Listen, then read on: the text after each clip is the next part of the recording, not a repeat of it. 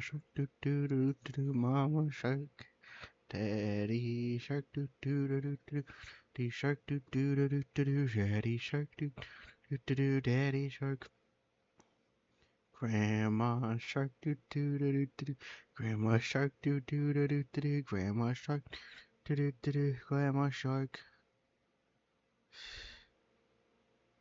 Grandpa shark do do do do do. Grandpa shark do do do do do do. Grandpa shark do do do do do do. Grandpa shark. Oh, thanks. Thanks, Savannah. That's true. I should do that.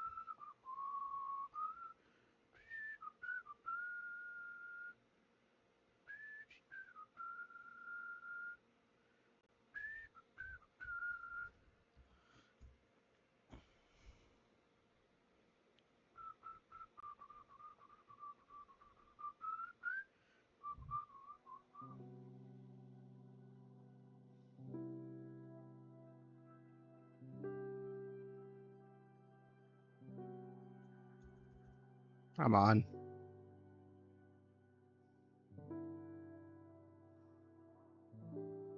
Yep. Content warning. There we go. Sign in. What? For the love, is it dead? Wait, is it actually gone?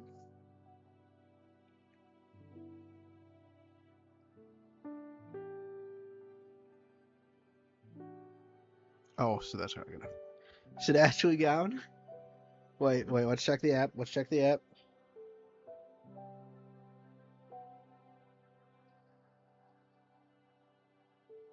No. Oh, gosh dang it. It's just. Well, alright. So, funny story, guys. We're not promoting this episode on Twitter because I can't get onto Twitter through the laptop through the desktop website. That finally went down. It's honestly a matter of time. Yeah. No, it's gone. I can't do that anymore. That's cray. I mean, the app still works, so I guess it's not completely dead yet. But dang. That's crazy. That's just crazy. But yeah, welcome back to this. Good times, McG. Welcome back to Philip. Funny does like a keyboard smash, but in real life, at least once per stream. It's been a real interesting one. Yeah. You know, before we start, I actually want to tell you about my D&D adventures, because my D&D adventures happen on Thursdays, so they always happen like right before. And I can keep the content warming up a little longer. Oh, I should type the content warning down and put it in chat. Let's do that for self-harm. Oh, yeah, content warning. Content warning. Self-harm. Suicide. Discrimination. Gender dysphoria. I don't think that's how I spelled that. All of these are being spelled incorrectly. Give me a second. Alright, how many? 1M in discrimination. Gender dysphoria has DYS. PHO. Oh, for misplaced the I. Depression, anxiety, nudity, sexual themes, crude language, and of course, use of illegal drugs. There we go, and let's actually pin that pin message. There we go. We're successful on the anyway, so I can tell you about what happened now. So yeah, stuff went nuts. So we basically the highlight reel is that we got to a point we were fighting the Crimson Troop for a reality bending kind of theater group. And so we had to like so they forced us to watch a play, and like we were able to react with like we could hold cards up to like it was like a sitcom basically. But like so we had to react through like what's the word? We had to react. We could hold up different colored cards to signal that we reacted in like basically different sitcom things. So we had like the laugh track and the boo and the aw, like the cute aw, like aw, and like ooh. Those are like all of them. And so we started just booing them relentlessly, which caused things to kind of go really badly. And then we stopped booing them relentlessly because it was causing a lot of really wacky stuff to happen that usually was bad for us. So it didn't seem to be going great, honestly. So we gave up on that strategy. And then we were given control of the plot. They're like, oh, we fired the old guy. Now you have control of the plot, which, you know, a little bit of a mistake. And like the way we did it was we were split up into like the party was split up into 4 groups, and like each of us got like the ability to like what's the word? We basically each of us got the ability to add on to the story. So yeah, it went so basically we went to the beach. So the story went a little was like this. The sitcom family went to the beach. On the beach, they found a crab rave. The crab raves got together to summon the king crab, and then they were all coconut crabs. And then Amelia Earhart came in, and then with like 20 other planes. And it turns out that most of those planes were the lost team, the Seattle Pilots, shortest-lived team in Major League Baseball, which played exclusively in the year 1969. And they were challenged the Crabs and Amelia Earhart and the sitcom family to one last game of baseball, which they played, and then that caused it to a home run hit a flying quill, which theoretically was controlling the actors, because again it's a cosmic kind of like it's like a cosmic kind of theater troupe. So the home run hits the quill. The quill breaks apart. Everyone starts singing like that one song from Moana at the beginning. Take a curtain quest. And then the actual like playwright or whatever comes back in and is like, yeah, no, we're not gonna just let you break the actor's thing. And then he gets all what's the thing? What's the word? He gets all overly dramatic and edgy, and he basically makes the what's the word? Oh, he makes all the sitcom families' heads fall off dramatically. Very spooky. And then we all come home and we find our house has been ransacked. And then we have an hour of the most intense and personal role playing I have ever been a part of, as we like go from the absolute insanity, like fun kind of like thing to like all of us basically a complete party breakdown. Everyone splits apart. Everyone's going like to different places. Pretty much it was basically an hour of people making like big speeches about like their characters. It was great. It was like complete tonal whiplash, right? We go from again Amelia Earhart, the Seattle Pilots, baseball, Moana, and then go directly to intense talking about the consequences of it. Tons of angst, party members took complete party break. It was great. It was great. It was a great time. Uh, great, truly a classic episode of D&D and the adventures of Piss Gang, if Piss Gang even exists, because it might have broken up now. It was great. It was a good time. Good time. It was a good time. But I need to talk about that because obviously we're gonna enter our own level of insanity here with Cosmic Blue Sisterhood again. But like I had to bring it up. I thought you guys would want to know about it. Also, it gave me time to promote the thing more. But not on Twitter because Twitter's broken.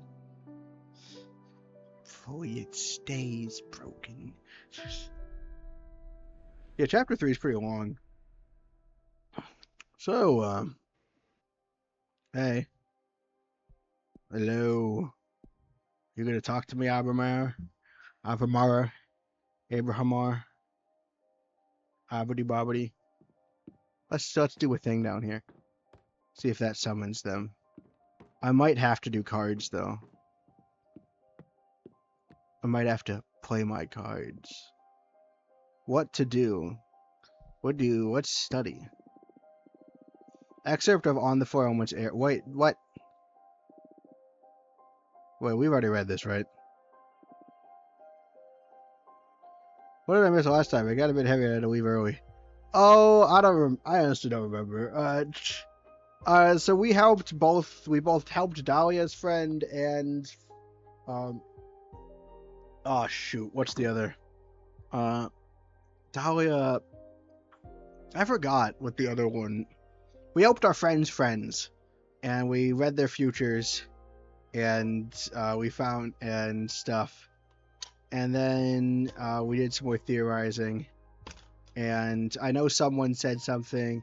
I think it was the last episode where we got explicit confirmation that like we are messing with reality, because like we got, I think it was last time where we got someone mentioning that they could sense our presence affecting the fate of the earth or something. So there was that. I don't know. So like we got some confirmations. We read this, I think. I'm pretty sure we already read this. I actually don't remember though. Right? Like I actually don't remember anything else. It'll come back to me. It'll come back to me. I have a bad memory. It's filled up with D&D things and other stuff that doesn't matter. Exit on the fort. Wait, is this just gonna go through all of them? Let's see. I wish I could easily fall in love with the element of water. Find the scale of the switch. Oh! Interesting. Water is the substance of all things, the nature in a vacuum, its platonic ideal. Love, desire, sadness, even hope. Anything is able to hold or channel feelings. One could say a piece of wood isn't able to have its own genuine feelings. That emotion is in the heart of the beholder. But multiple experiments throughout history have proven this hypothesis wrong. Take this very sweet piece of wood and leave it in the house full of love. Let a family take care of it, talk to it, embrace it. Then take this piece of wood to another point and leave it in the middle of a forest. Observe animals walking around it with the utmost respect. Eventually, you'll be able to witness a wandering artist fall in love with that piece of wood and take it with them to carve the most beautiful piece of art.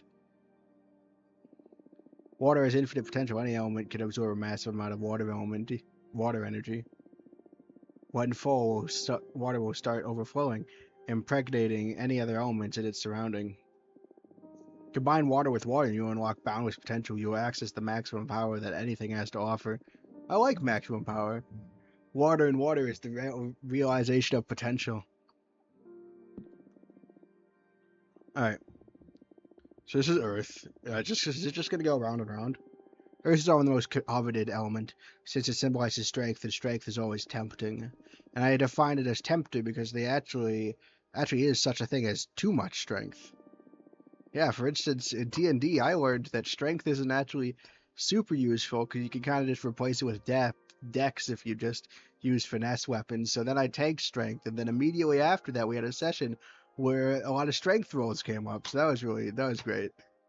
It's fine. I succeeded all the strength rolls. I failed the dex rolls, even though I had like a +8 on some of the attributes. So, I have a +5 dex, but like he had us do like acrobatics And of course, I think I only failed rolls where I had like a +8 modifier, because, like, why not? I've witnessed many promising students fall into this honeypot, but what is the ultimate representation of Earth? Also, I'm really glad that our planet gets its own, like, I know this probably isn't their definition of Earth, but I'm really glad our planet gets such a highlight. Man, the Earth may be stuck in domes, but it's so useful. It's like across like all the elements. A rock, and the most outstanding characteristic of a rock is its immobility. That's not true. I could pick up a rock and throw it. True masters of Earths don't hoard strength. It's all about balance. Because strength can not only be drawn from you, but from your peers and your tools and your opportunities. Picture pieces of different kinds of wood. I think they really like wood is in examples. The lightest one may be at the mercy of elements, and the sturdiest one is most likely to fracture. Oh yeah, I remember reading this one poem about like grass and trees, where the grass would bow to the wind, and the trees made fun of it before like a really big wind happened, and then the tree fell down and died. I think that was a poem somewhere. This is the content. I'm really adding to the source material here. I'm glad now you won't know about that one random poem I messily recounted. Truly quality content. An earthwood should aspire to become wicker wood, which bends before breaking. Combine earth with earth, and you will provoke the paradox of the omnipotent stagnation, most powerful stalemate, the inability to exercise your own might. Alright, we're gonna see if there's something beyond this. I've studied enough, best not to overdo it. It's just like, you've done too much studying, you loser. We're not allowed to learn about fire. It's like, stop studying. Could an interactive tale random from my collection. Hand of the World. The girl was ambling along the path, shrouded in the smoky haze of dawn. She was crying. The words of father still echoed in her head. The warmth of his last tease still beat on her cheek. Oh wait, we already did this one, didn't we? Oh yeah, so we did this as well. So it didn't save that I had done these. So I guess we should probably redo these. I think I said I want to go back home. That did just like no. Oh, and then we had to choose like a site. We had to choose like a thing to get rid of, and I was like, well, and I was like, on the one hand, I think that eyes is probably one of the things I would in real life not want to get rid of, but like it does such a good job of describing the succulent fruits, the fragrances with which nature wraps us, the warm voice surrounding and guiding us. That like this one just like has the least appealing description. I was like, well, I got to give him that, so I gave him my eyes, and then I became that or whatever. Oh, good, I got that. I got my earth back. We can then sleep. Alright, so note to self. Always make sure that like a story moment is the last thing to happen, or I won't remember. You're wearing the most beautiful dress made out of black skulls and lilies. You attend an award ceremony that celebrates the best students of the occult. You're nominated in every category but don't win a single award. You meet a beautiful waitress and have sex backstage. I mean, isn't that the real victory? If you really think about it. I can cook more. Okay, let's create a card. Shoot. It's like 5 fire, 2 purple, right? That we need to preserve. Right, guys? I think it's 5 fire, 2 purple. It might be 4 fire, but like, do 5 just to be safe. Let's just not use fire and purple for a bit. Because we're kind of right on the edge, don't we? We might want to focus on getting more fire and purple. It's actually pretty well limits what we could do here. Let's do the non-Euclidean canyon, like that one scene in like that one Star Wars movie where like you see it's like mirrors and stuff. Did you know that like mirrors are arguably like green colored because like it reflects that color slightly more? Like if you ever see 2 mirrors like right next, like looking back to each other, it gets more green as it goes further into the mirror dimension. My favorite elements: fire and purple. Shut up. My favorite elements are fire, water, and bombs. So, alright, the last codage on Swinger. No, I don't want to pay that. Here, we'll do like this big Earth one. The dragon. Imagination Immortals. Oh yeah, and then we killed them all. Whoops. Can't do any more Earth. We're gonna have to do some Immortal. Let's do the bottomless jug. Well, or we could do the Veritas meter. Kind of want to save the Veritas meter a little bit. Let's do the bottomless jug, the unshed tears of the dead. That's a pretty good thing to have. Greetings from Omaha. Oh yeah, you're in Nebraska, Nebraska now. The Navy Brask man. Oh, that's weird. Like the cosmos bleed in. Yeah. How are things at Omaha? I see you're going on all tons of fun adventures. I could just like take the setting out of it, and it's just yeah, this is the thing. Uh, let's focus on this tower because it's like right on the tear.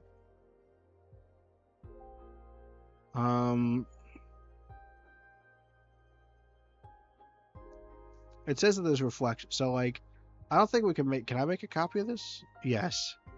All right, so let's put a treasure chest here, and then there should be reflections of it on each of these pedestals because that's how this place works, right? So we'll even make a copy and see if we can get one that like is barely on this thing.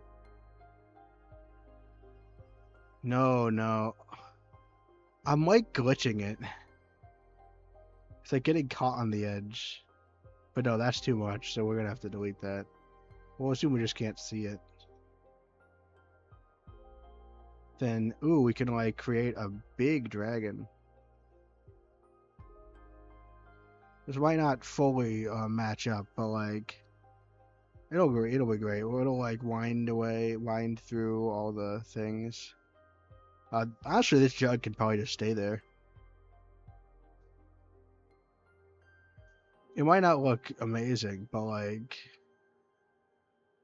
it looks fine.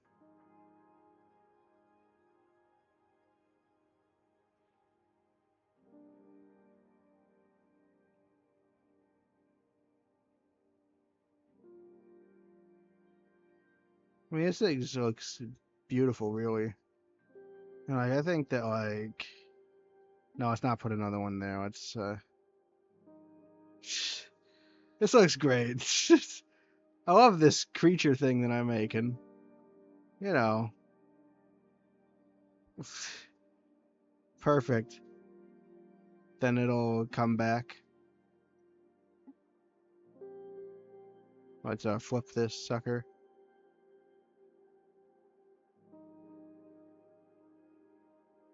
Let's come back.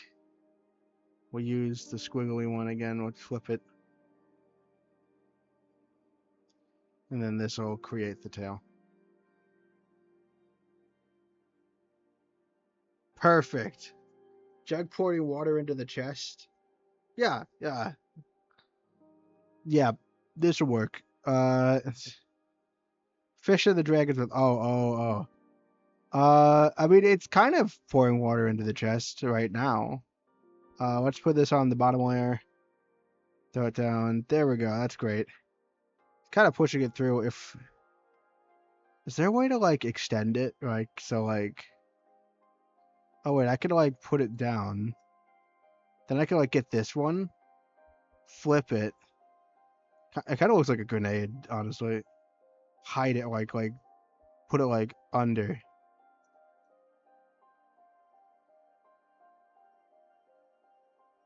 This is not working. Sure, that's fine. And yeah, this is oh yeah, there's also gonna be like we'll put an egg in it's gonna be carrying its eggs with its tail. So let's put those in. I'm gonna push this down a layer. Then oh yeah, there's another smaller dragon here. Let's see. Oh yeah, we have to put arms on this sucker. They're just arms sometimes. Don't worry about their placement or why. They're just, sometimes you gotta have arms. So let's flip that one. Whoops. Whoops. That, now it's gotta. Sometimes they're just arms, you know? Just that one. This one's kind of an arm. Oh, this I think is a foot. Yeah, sometimes feet are just a thing, you know? They're just everywhere. Oh, we should put another young dragon somewhere like here, I guess. And yeah, this will work. Perfect. Small dragon and small chest. Oh, like, oh, I see. There we go. Perfect. Perfect. Beautiful. I like that, like, we made the tipping pots, but it's just kind of there because it has to be. The arms make it cursed. That's what I was going for. So they're 2 feet, too. I mean, we know dragons are bipedal, so they probably only have 2 feet. So, like, there they are, right there and there. Finished. My latest masterpiece is complete, my friends. Conscious of the many selves, a symbol for a haughty dragon. Bonds blessed by the dragons will become passionate friendships. Conscious of the many selves, a symbol for a haughty guardian. Bonds blessed by the dragon will become passionate friendships. The overflowing water for the jugs represent inner desire. Guardian, ego, mercy, wellness, happiness, yearning, passion. Alright. It's been decked. Let's see if we can study more. It really doesn't want me to learn about fire. Anyway, I can't believe you don't respect the arms. The arms are what makes it beautiful. And like, I discovered the International Quilt Museum in Lincoln. Well, that's good. Good to have a quilt. Dahlia's giving me a magic dagger to perform an exorcism. You find anything else? You're right if I call so we could try the ritual together. Oh yeah, sure, yeah. We have the stuff for this, so we can finally use my thing, so I don't have to do anything with it. Hello, Greth. Hey, how you feeling? Corrupted? That's good. And your dead relatives, that's good. I'm glad they're there. I'm glad you discovered them. Like you saying you've discovered your my dead relatives makes it seem like we didn't know about them before. But now we do. We've been uncovered. He was beginning to taint my thoughts, and I don't know like how powerful it feels. Ah, you're a wuss. Come on. It's awesome demon person again. Yeah. Being a wuss. Taint self. Firstly, I love when my thoughts feel powerful. Still want to see this through, or? Of course I want to. I was just complaining about it. I'm way too powerful to let this extra-dimensional asshole take all the credit. Ha ha ha, I feel you. What'd you find? Let's use everything in our arsenal. Ritual mainly a revolver on Dahlia's Demon Bone Dagger. Yeah, Dahlia's Demon Bone Dagger. That truly is a work of art. Here, look. It is beautiful. It is beautiful. How could Dahlia be so talented? She told me that you helped her create it? Ah, I just shared some insight with her. What about? She wanted to know what kind of essence to use to enchant the dagger, to craft a blade that has the highest affinity with you. Oh, so that's why she called it the Blade of Truth. Oh yeah, I just answered that one, right? I just answered that one. Whoops. I didn't even use my fortune magic. That was just what I legitimately just provided insight. Hey. Unless, of course, even my answers rend space and time, but I don't think that's how that works. I loved it. This is the best dagger I could get. Ah, great, we did it. We won. You totally get me, Fortuna. I do. I'm so great. Thank you so much. My pleasure. I'm glad you like it. This is perfect. So first of all, do you mind if I summon a Fate Mancer's Disc to check on our chances of success? I mean, I could tell you our chances of success, and then it's sure that it'll be successful. Starting to hurt, though. We should probably get rid of it. Oh yeah. If the demon thing, the behemoth. But what's a Fate Mancer's Disc? It was invented about 80 years ago by June Reisha, the mathematician wizard, which, so you wouldn't know about it. Gosh dang it, they invented... Their buddy inventing robots is going to take my job. Well, luckily I have invented a new job, rending fate. Special. This is a crazy thing to play after like my D&D campaign, where I fight against a troupe, like a theater troupe that rewrites reality and basically tries to change your fate. And also, the whole thing is called The Indifference of Fate. In all of the campaigns, the bad guys are working together to reconstruct like the fate deity. So a lot of fate stuff going on. Which one is from the 60s? Yeah. Wait, okay, so if it's from the 60s, that means that the 2040s, where they're going to invent... In the 2040s... Oh, wait, no, we don't know how long... Never mind. Which one is from the 60s, but we don't know how long in which years. Right. Yeah. Special signal that reads fate strands. When you find yourself being for a critical and identifiable turning point in your life, you can bind your soul to the disc so it reads the probability of whatever you want to happen. Yeah, but like, I wonder if this disc is what's going to reveal to Frachana that she's changing time itself. Or a critical and identifiable point. Bind your soul to this so it reads the probability of whatever you want. Probabilities, schmobabilities. A great companion to my deck. And sure, we can read how effective whatever action we perform in the ritual will be. Are we gonna like do our deck and then like it'll change? Because that'd be so cool. Knowing the percentage may not change anything though. It's just for peace of mind.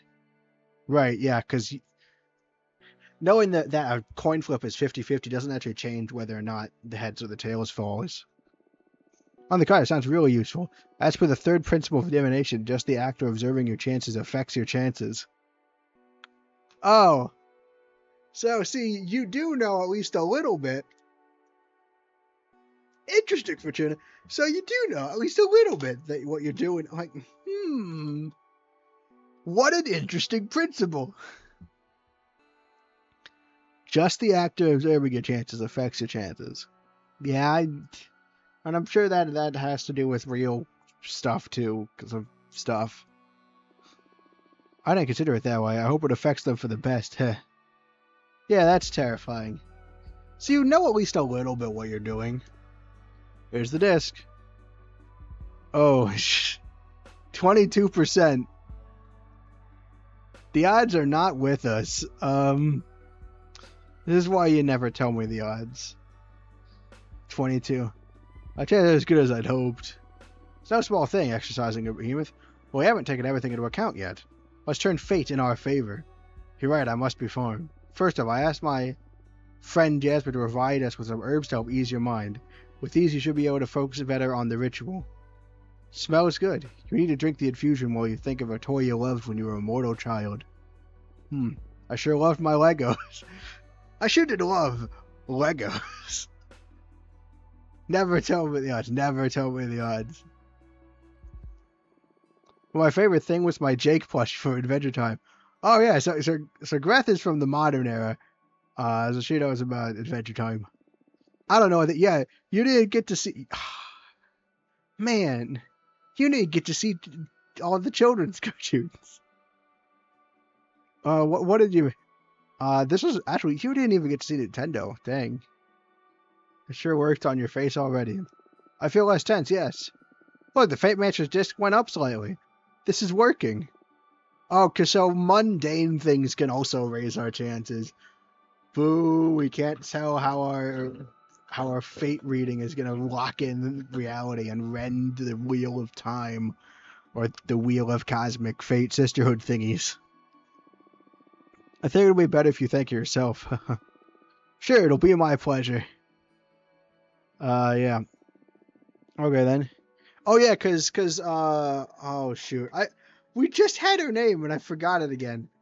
Yeah, but, like, the tea lady wanted to meet Greth.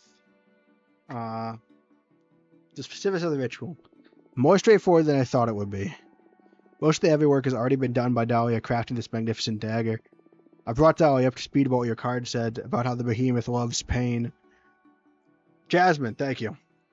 I do like how much Greth admires Dahlia, and vice versa. It's very sweet. Uh, oh yeah, Behemoth loves pain, right? Forgot about that. Sorry about that if you don't like that. I think our other options were worse. They usually are. But yeah, Demon likes pain. Just need to stab them in one of the white eyes, for example. Huh, I don't see any white eyes. It looks like more yellowy, but I'll believe you. The dagger will gradually turn hot to keep the pain fresh. Make sure not to touch the blade. Won't I hurt you? I share sensation with the behemoth, yes, but if they enjoy it, I probably will too. Well, that's good. That's useful. I'm not worried about it. When they're lost in the pain, it'll be my opportunity to detach myself, and then I'll feel pain and not be feeling pleasure, so that's great. You hold the dagger firmly with both hands. If everything goes according to plan, they'll choose to stay with the blade instead of with me, and then they'll fuse with me, which will be great. I never stabbed anyone in my life. Well, someone doesn't get out much. Cue laugh track. Uncomfortable silence. There's not so much stabbing as precision cooking. I'm not sure about this. I'm not sure that works, actually. You do cook, right? Yeah, I know my way around the kitchen knives, but this... I can't do it myself, Fatrina. I believe in you. Why can't you? Why don't we call Dahlia and have her cut you? No. I want you to do it. I feel a special connection to you. Oh, whoops. Abrahamar, can you turn off the adoration thing for like a little bit so we can not stab someone? Please. Please. Alright, we're stabbing someone. Look, the percentage on the disc went up just for me explaining this to you. We're on the right path. That's true. Dahlia told me that the ritual will be more effective the stronger our bond is. Come on, we don't have a stronger bond with you than with Dahlia, right? You just met us, like, a little bit ago. And, like, we only know so much about you because we have fortune telling, and you only feel good about us because we literally painted a behemoth. We literally had a behemoth make everyone feel good about me. Up about myself to you in a way I haven't for ages. Yeah, because of my behemoth magic.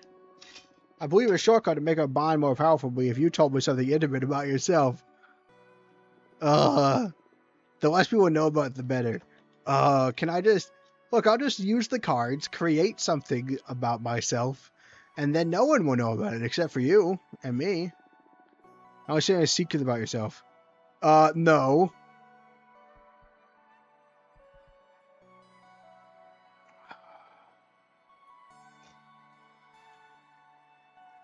Okay. It's decision time. Oh my gosh. So, I have a sister, her name is Patrice. I used to own a food truck. Those are way less intimate, but they have the upside of, not being massive. Like, so clearly, she said that the best things were things no one else know about.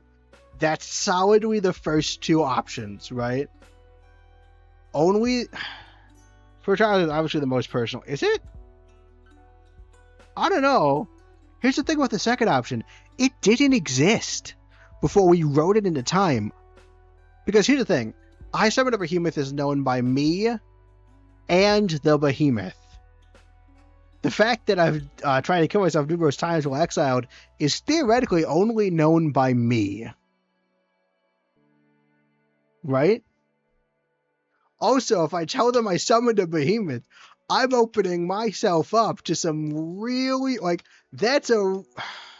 you're right in that it's most personal because, alright, on the one hand, the second one, you're right, because I would have to trust them the most to say the first one, right? Because I Summoned a Behemoth is literally being like, yeah, I'm telling you something that could easily get me completely screwed.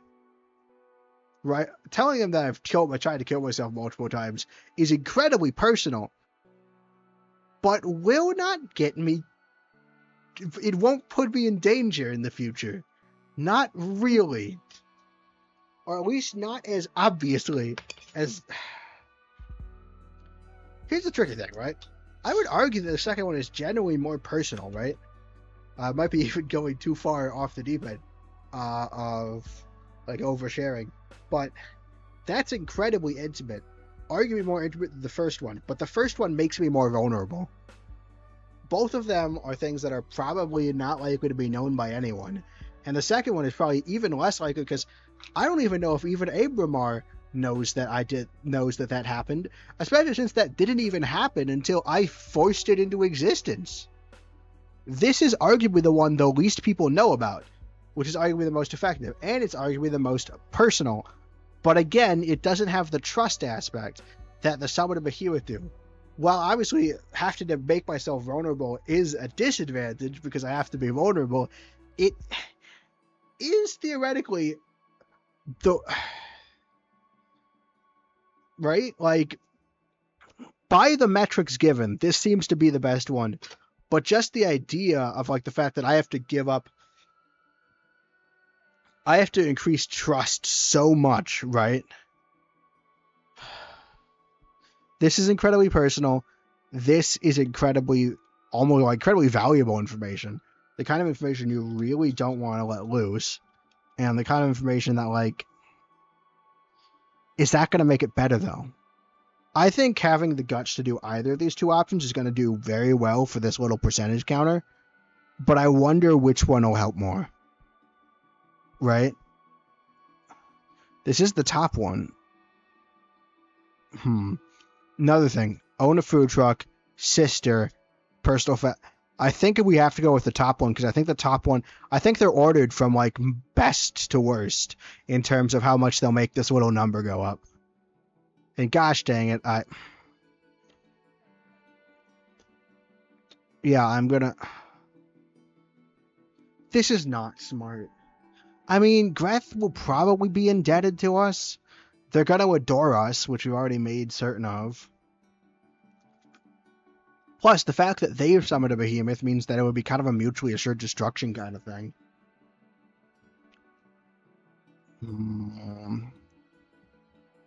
Oh my goodness. This is tricky. I'm gonna go for it. Right, I'm going all in on Greth. Alright? We're going all in on Greth. Right, we're gonna trust Greth. This might not be the smartest decision, but if we trust Greth, we get that number as high as possible, like... Oh,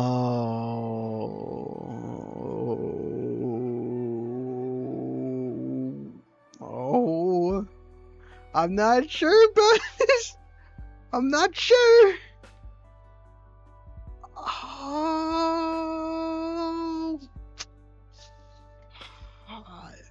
Okay, we're doing it. I summon a behemoth. Shut up. You're putting your life in my head, so I guess it's only fair I do the same. Abramar, show yourself. Holy cosmos. 68%. Holy, that like doubled our chances. Hi, Abramar. How is this possible? No one knows about this, not even my closest friends. Why do you have a behemoth? I don't have him, we're partners. We're only talking today because I summoned him. I couldn't endure my exile anymore. Oh yeah, right. So it is Abramar that got people to come here. So I called upon him, and we're working together to regain my freedom. Abramar's the one who taught me how to channel Arcana to build my own deck. I owe him my life. Almost nice. Almost. That is, for lack of a better word, so cool. Thanks. Thank goodness that you feel that way. Probably because Abramar also is making you feel that way. Let's not tell her that. Well, I guess I'll go to say it aloud to another person. Thank you for understanding. Please don't turn me in. Please don't make this backfire on me. I just... It is a good thing to say. Alright, kidding. I'm like the ideal artist for this kind of revelation. We did consider that, yes. Joke aside, thank you for trusting me. I feel really fortunate. Yeah, that trust aspect, it did play the bigger role. Also, it was on top, so... And this goes without saying, but you can rely on me. I believe you, kind of. Now we're sisters in the Forbidden. I believe you, kind of. The best kind of sisterhood there is. I definitely trust you. Admiral, you can leave us now. Understood. Bye. Time to put me under the knife? Oh, I'm not ready yet. You'd never be more ready than now. I'm ready to accept any consequences. I was kind of hoping you would get up above 68%. Come on, like at least 80s. Let me meditate for a couple minutes just to get my focus, okay? 2 whole minutes? That I have, sure. Thank you. Moment of truth. Have you made a decision? Do you want to pay for the behemoth's name? It is 5 of fire, 2 of air. Yeah, sure. It's 5 fire, 2 air. We can do that. Allow me to absorb your energy then. We're down to 1s in all categories. Delicious. The fragrance of conflict. Hereby release my sibling's name. Geatherion. Thank you, Evermore. At your service. That did not increase the chances. You're still there? Yes, I'm ready. I learned your behemoth's name. Geatherion. Holy smokes! 98%! How did you do that? I made a bet. I gave up some energy. I made a mental pact. I purchased me his name from him. Purchased? How are you going to put yourself at risk for me, Fridana? No, it's like 5 fire, 2 air. We'll be able to make less cards, which will suck, but it's not that bad. It wasn't that expensive, I think. Thank you so much for going the extra mile for me. We sisters of freedom must stand together, right? Haha, you're right. I think it's more like we had to remember to actually conserve that much. Ready for some stabbing? Don't say it like that. Sorry, I was just trying to blow off some steam. Our ideas of what constitutes relaxing differ dramatically, Greth. Ha ha ha. Looks like you're relaxed, though. I guess that's the most important thing here. I'm going to insert the dagger now. Are you ready? I'm bracing for it to be like an animation for this. Do it. Oh, we did it. We did it! We did it! We did it! We did it! Hooray! No, we did it! We stabbed Greth with an amulet! We did it! We did it! And then we released the behemoth! We did it! We did it!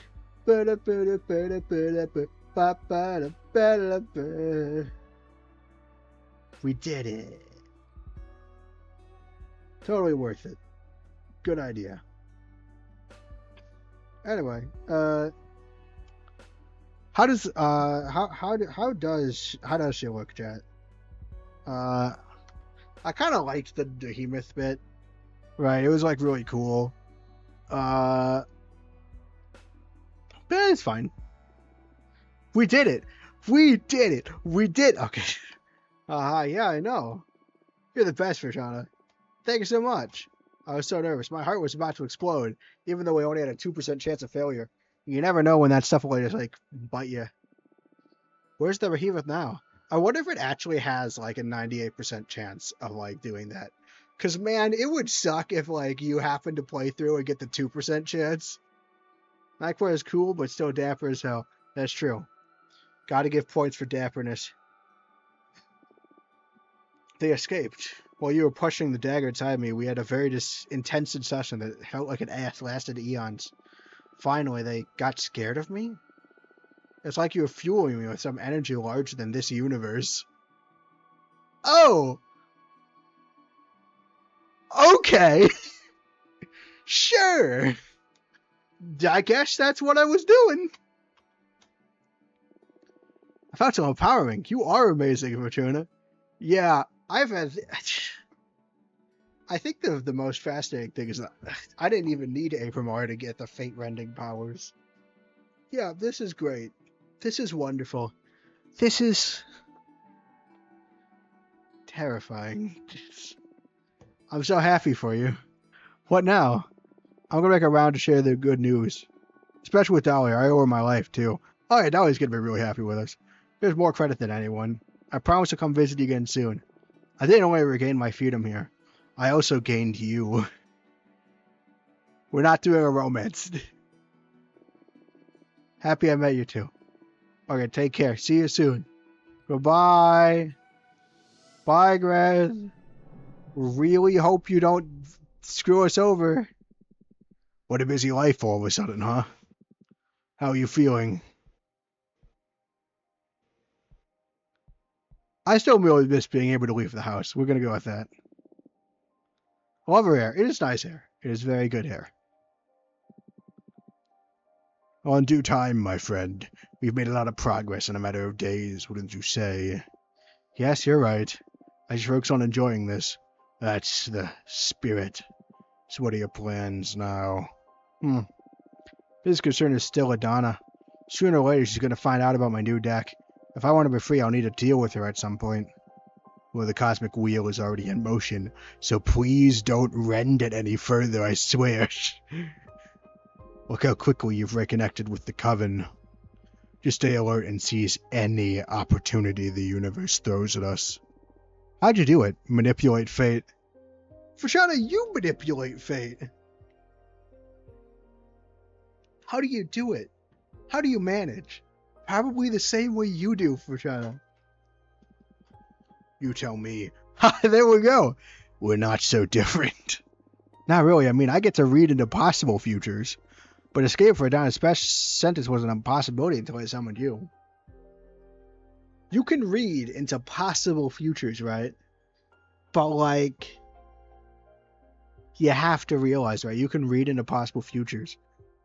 But, like, you also read into the possible futures, and you get to select one and stamp it into reality, which is pretty important. This also, her saying possible futures means that is she aware of what she does? Because, like, she knows that observing chances changes the chances. And she says that, like, again, like, she says, like, she knows that she's surveying possible futures, right? And then saying one of them. And she knows that she's never wrong. So how does she not know that, like, she's rending fate itself? Like, that feels like the natural extension. Oh, well. We'll see how it irons out. Are you sure? It was by your will that I appeared. You're the one making the jigsaw fall into place. Are you suggesting that I'm the one that created you? What? Are you? What? Oh, thank goodness. Oh, thank goodness we didn't rend the behemoth into existence. Unless we're wrong. Unless Abraham is wrong here. No, we didn't create Abraham. Okay. So how much does Fortuna know that, like, she mentioned she glimpses into possible futures, and she also mentioned that she knows she's never wrong. Those two things seem to, like, indicate that, like, a knowledge that she's rending time. Maybe it just didn't, like, hit her, like, the same way, you know? Please, Witch. I was just trying to encourage you. You owe me a lot. You're paying a high price for all this. Don't forget it. But you summoned me. That speaks volumes about the power of your will. Yeah, I get it. We're gonna pay you with our life.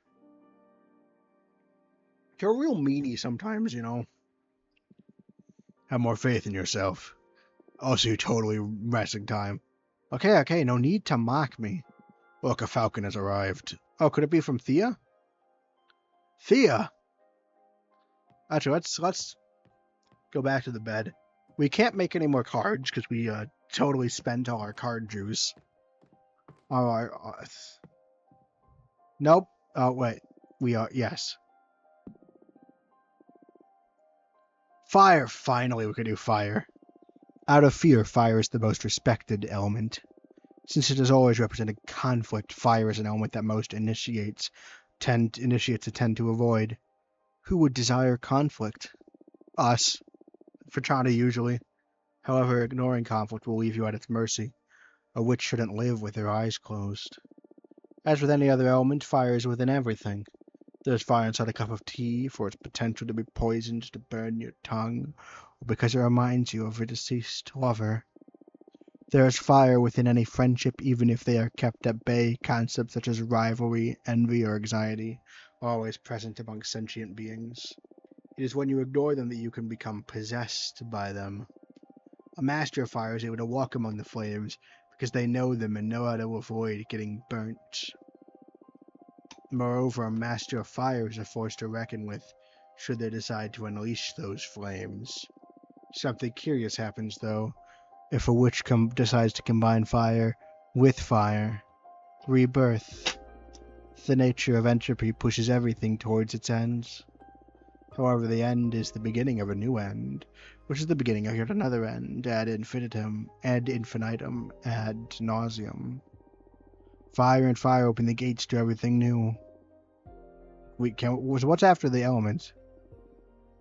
Whispers of Arcana by which Adana? Oh, ooh, boo, poo. Don't like Adana. Most magical studies have based themselves on the rules specified by the four elements, and even if I do not to position myself as an attractor of such forces, fire is also what drives us to be better people, I think.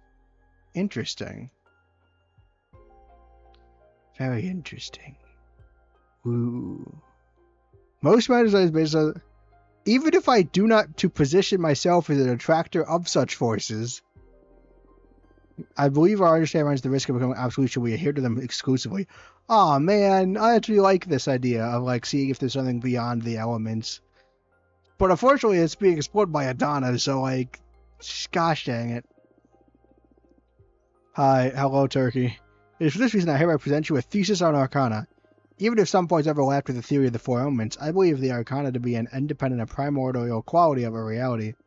Arcana may seem overwhelming at first glance because they are diffuse and multiple meaning. It is rare to find an Arcana that adheres to a single quality. Oh man, she's even writing about the thing we're using for our deck. Come on, boo. Well, that didn't last long. Bye, Turkey. College tries to consider different viewpoints and improve ourselves. That is true. I will give you this. I will give you this. Consider different viewpoints.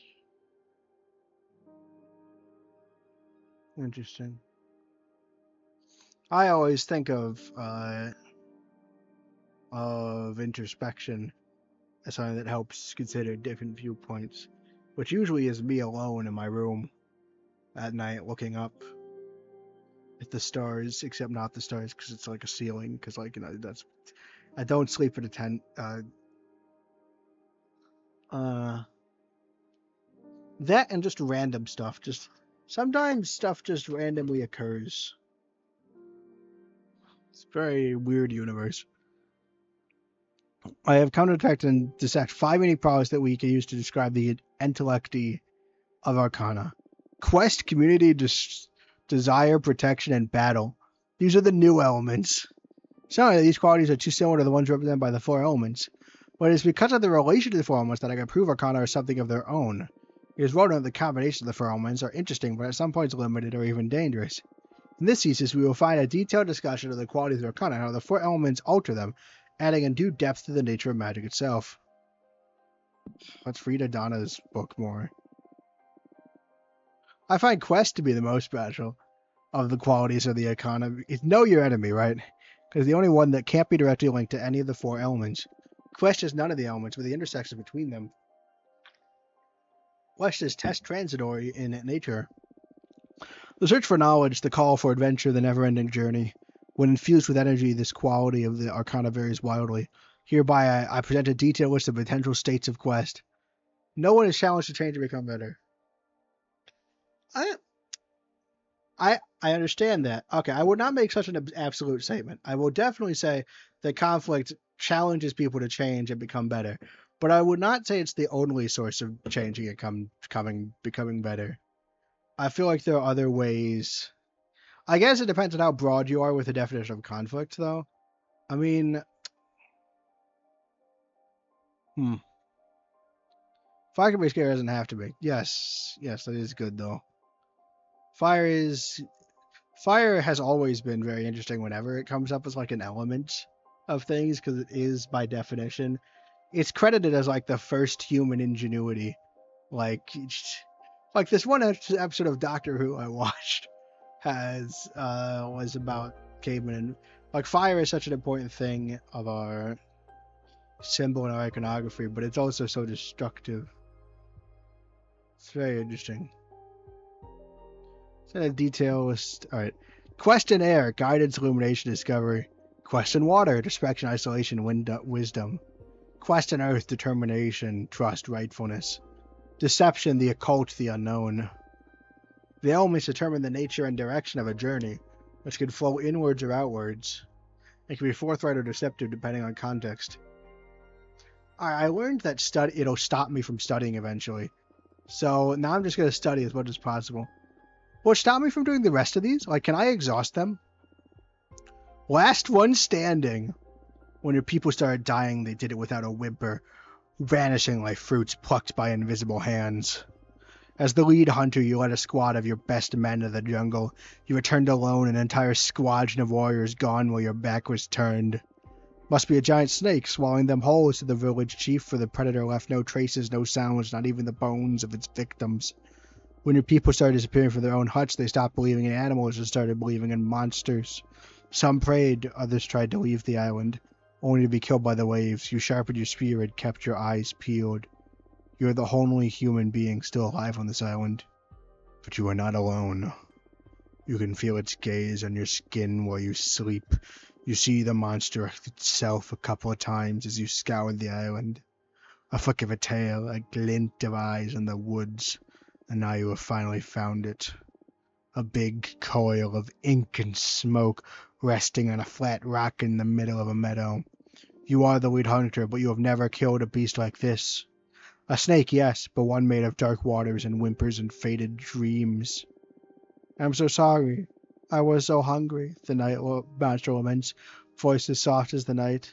I ate and ate and realized that there is no food left except for you. The shock of hearing it speak makes your hand shake. If I kill you, I'll starve, and if you kill me, you will remain alone without even revenge to keep you company. The monster regards you with its many eyes. Let me eat one of your fingers so our doomed chase may continue for a while. No, screw you. Yeah, you know what? Maybe I will be alone, but like, I'm not letting you eat a finger. Come on. Through a throat of the creature aiming for its head, it recoils with a hiss. Your spear struck in one eye. A blink later, it's gone. Your spear is on the ground, wet with blood, and looks and tastes like ink. The next day, you resume the chase, a knife hanging your belt, your gaze set on the tallest peak of the island. You spend most of your morning climbing higher and higher, looking for a cave where a night creature could sleep. Your foot slips, and an instant later, you're upside down, and there's blood in your mouth and pain in your head. You fall into a chasm and broke something during the fall. A chuckle. You twist your body, straining your neck to peek at the monster looking at you from the edge of the cliff. It looks different than before, more swollen and less solid. Yet less solid, stretched thin. I am too weak to help you, a mournful laugh. It doesn't even feel fair to eat you like this. The creature slides down, but instead of opening it more, it spreads its coil, enveloping you in a kind, cool embrace. You fall asleep and dream of stars. You never wake up. That's bad. Whoops. Maybe we should have let it eat a finger. Penelope! Your lover left you on a bright summer's day, kissing you on the cheek before sailing away. An evil to vanquish no time for love, but to you the hero said, please wait for me, my dove. A ring, a promise, a marriage to await. Sure, we'll wait. Might as well. Awaiting you did respect your fate. Heroic deals detailed in the letters piling in your doorway, coming from lands more and more far away. Heroic deeds detailed in the letters piling at your doorway, coming from lands more and more far away. I feel like the meter was broken a little bit there. Just saying. Castles conquers, demons defeated, yet the quest never seemed to be completed. A certain tiredness emanating from the writing. Work well done, meaningful yet hardly inviting. Your ring was starting to lose its shine, love receding like your thinning hairline. But the waiting to you was fine. Yeah, sure, we'll just keep waiting. I'm doubling down. Though with time the letters were going more desperate. Love, I truly hope I'm not too late. That's not even a rhyme. Desperate? Well, do you even recognize the love you are holding? The knowledge that life is not only about longing. They're really forcing the rhymes. Next to winter, you were sure you was coming home at last. 37 years gone too fast. Now, the future you waited for looked so bright. Why did you keep waking in the middle of the night? I'm going to give... Well, you know what? It's trying to tempt me. I'm just going to keep going. I believe. Much away, he finally was back. He looked at his smile, then died of a heart attack. Oh, come on. Boo. But, you know what? That's fair. We were rewarded for being faithful with the lamb story, and now we got unrewarded. We got fire. That's good. Unholy exorcism. Are these all by Giada? You thought you knew your demons. You spent your whole life exercising them. Duke Batham, the serpent-tailed, Earl Furfur, the winged deer, Duke Murmur, who rides a griffin, Beelzebub, surrounded by flies. But you held no name for the monster inhabiting the girl in front of you, for the wheel of fire in her eyes, the pale glow emanating from her skin. She was tied to her bed, pale and still as a corpse. When she spoke, she let words fall from her mouth like pieces of glass. Fear not, for behold, I bring you good news of great joy. Oh. She smiled a terrible smile, too white and too calm, sparkles dancing on her lips like brine. We are an angel on a holy mission to learn what it means to be a human. We have chosen this girl as our host, to allow us to experience the world through her. I'm going to try and exercise this. You can't just take a girl's body. I'm going to exercise it. Waved your cross and invoked the Lord's name to drive this future away. You begged and growled and sang until your throat grew sore. It's not going to work, though, because it's an angel. Go smirked, smirked peacefully, your words hitting her like a warm shower. Either the creature's words were true and it really was an angel, or it was a devil like one you'd never witnessed before, an apocalypse in the shape of a teen. The girl was only 13. I'm not slitting her throat. I'm going to tell the angel to take my body instead. That's why you're here now. In front of the Vatican Council, eyes full of fire and light coating your skin. Be not afraid, you say, but it's not really you anymore.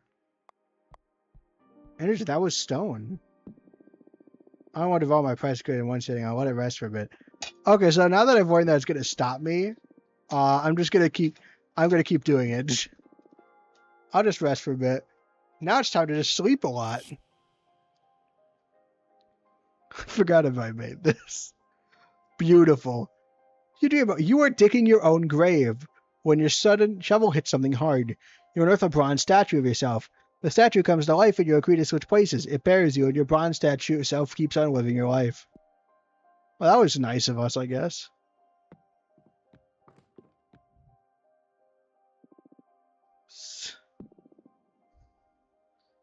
We're just gonna sleep until she gets mad at us.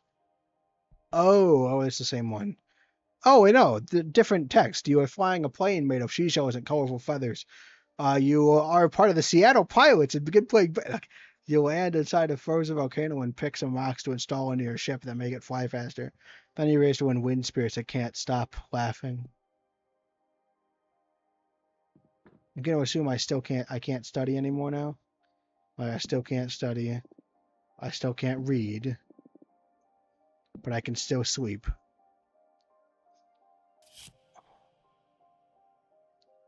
You are reading a book while watching your mother sew some cool patch on your sister's jacket.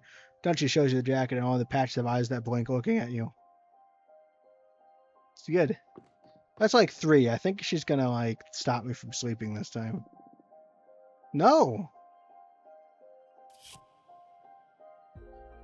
You dream you live inside a giant bear that you can control with your thoughts. When you're hungry, you ravage small towns and collect some of the meat and veggies you pour through the bear's throat. You don't feel any remorse at all, and the food tastes delicious.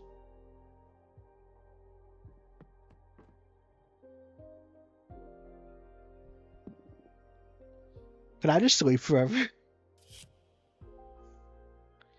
You craft a beautiful acoustic guitar with the lid of a millennium-old oak with blue leaves. You don't know how to play it, so you summon a musician spirit to live inside the instrument. You caress the strings of the subtle harmonic hum makes you cry. Keep going. More sleeping, more sleeping. Is it going to stop me? You were reading a book with pages made of mirrors. You could still read the text surfacing all over your face in the reflection that proves... Oh, well, we already did this one. But maybe it forgot, because it does forget that we've read these sometimes. Sleeping gives you energy. No, it doesn't. But neither did studying. But studying gave me lore. Maybe that's why. I think there's just also a more limited supply. They might just have like 5 million sleep things. Your sister Patrice is sleeping on a hammock. She used to be having a night, but you can't manage to wake her up. So I had to meditate, try one side of dreams. Patrice was dreaming she was playing poker with a bunch of naked old men. They forced you to join the game, and now you're both trapped. Okay, we can read. We can... That's terrifying. We'll do the... We'll watch. Beautiful Turner, I have terrible news. Please invite me to your home as soon as possible. Arbiter, Badge 2010. Ranklin. That's not good. Shit. Fuck. Damn it. Okay. Play it cool, guys. Play it cool. Hey, Fortuna. No, hey, Thea. Everything's been fine. Everything's been great. It's just been fun times. What is it? What happened? It's about your leader. What about Adana? What did she do this time? What did she do to the... Wait. Did she die? Died. Please tell me she died. Please tell me she died. I mean, it'll be sad that we didn't get revenge, but you know, I'm fine with that. I just need her dead. Please tell me she died. Yes! Woo! We